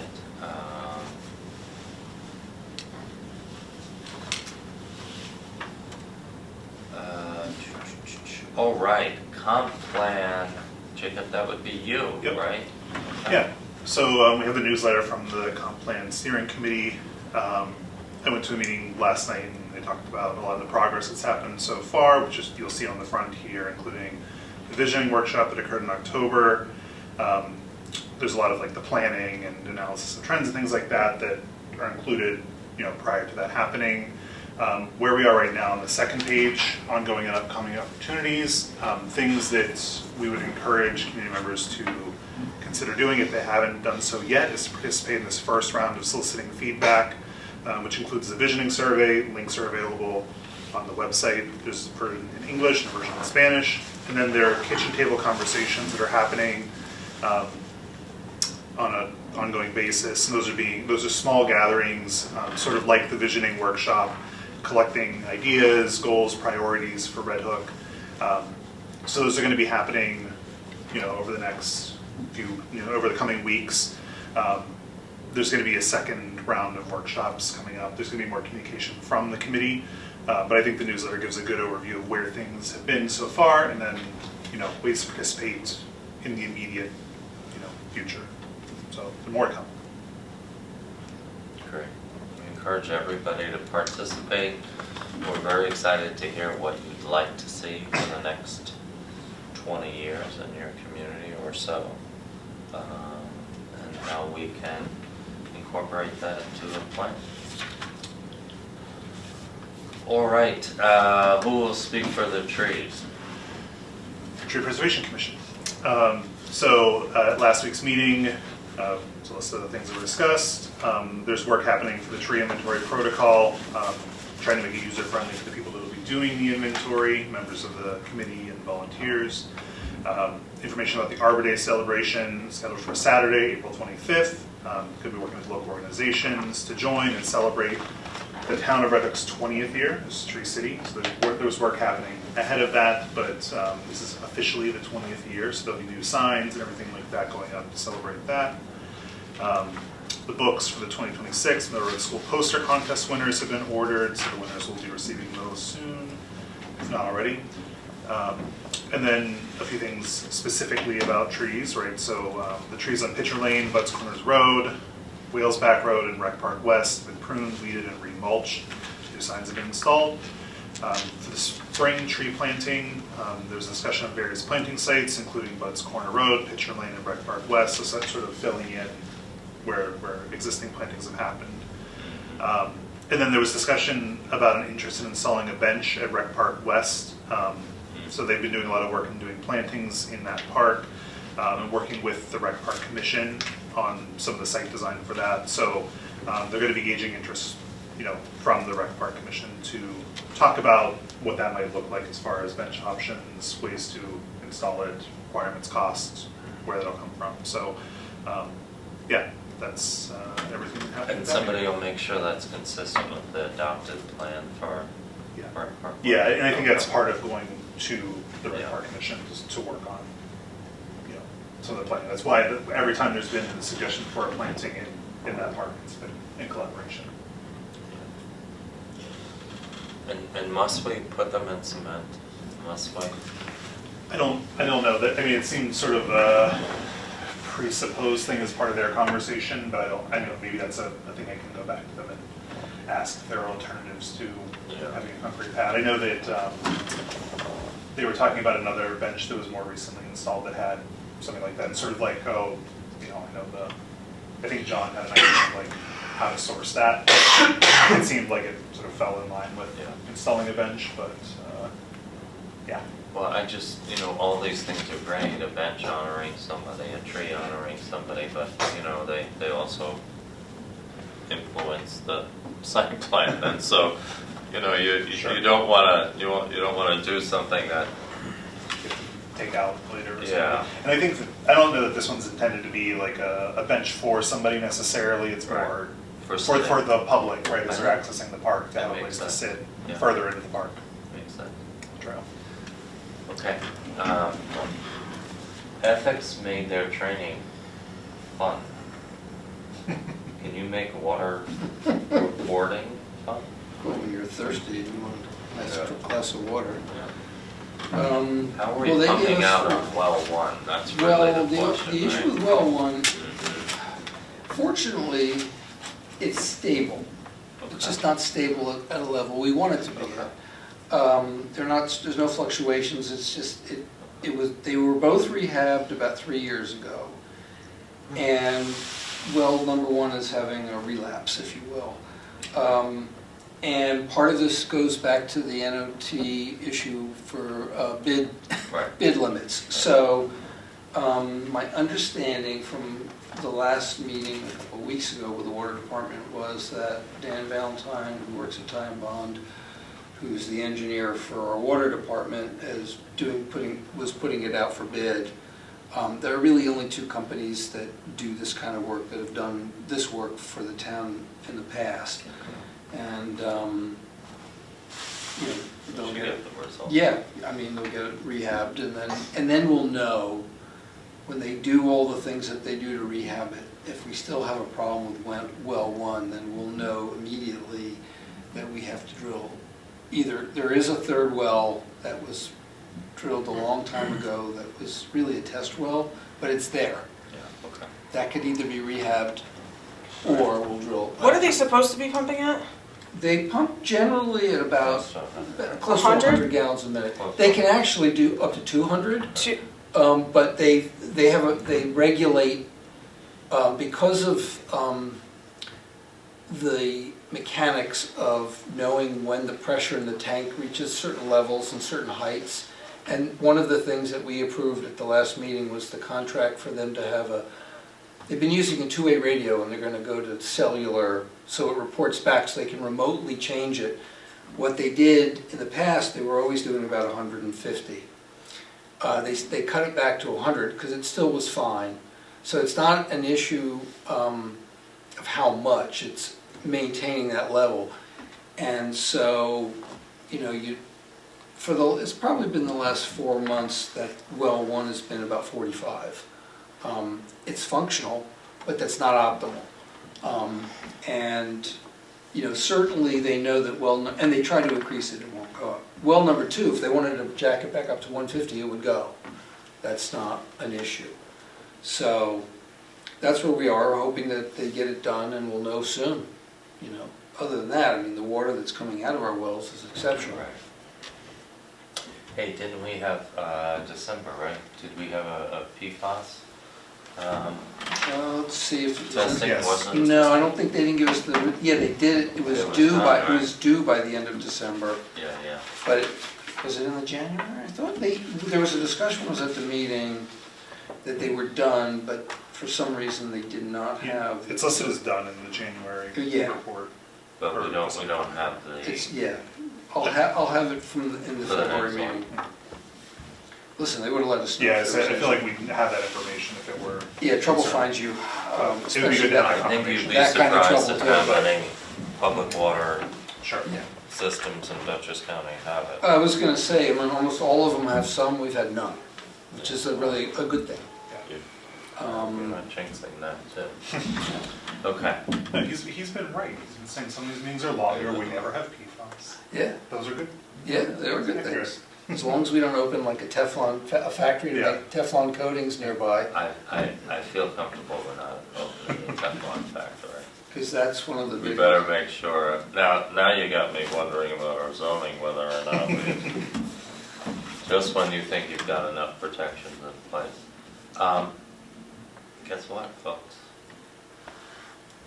There's the piece of correspondence, which was that draft agreement, which our attorney has already started working on as it relates to shared services with the county. And just as a reminder, we have lots of shared services agreements with the county for procurement, for this, for that.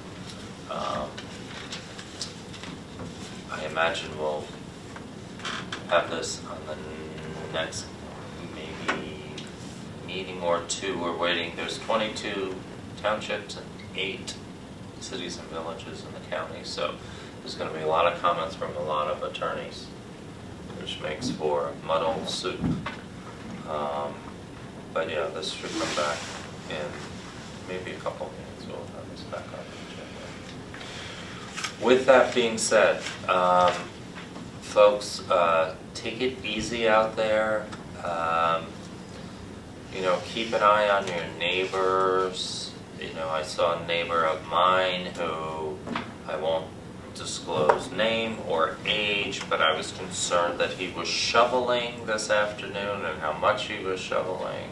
Well, before we close out, I mean, we haven't had in either of these meetings an update on the boat club, or what you call waterfront park. Yeah. Maybe, Did you want to go with it? We don't have an attorney-client session scheduled. We don't have an attorney to be present to discuss the legal matters, but we could, schedule one for the next meeting. or, I mean, is there any update We on? don't discuss matters that are under negotiation or that are subject of litigation. In public. In public, we don't. We've been counseled not to do so, as much as we may like to.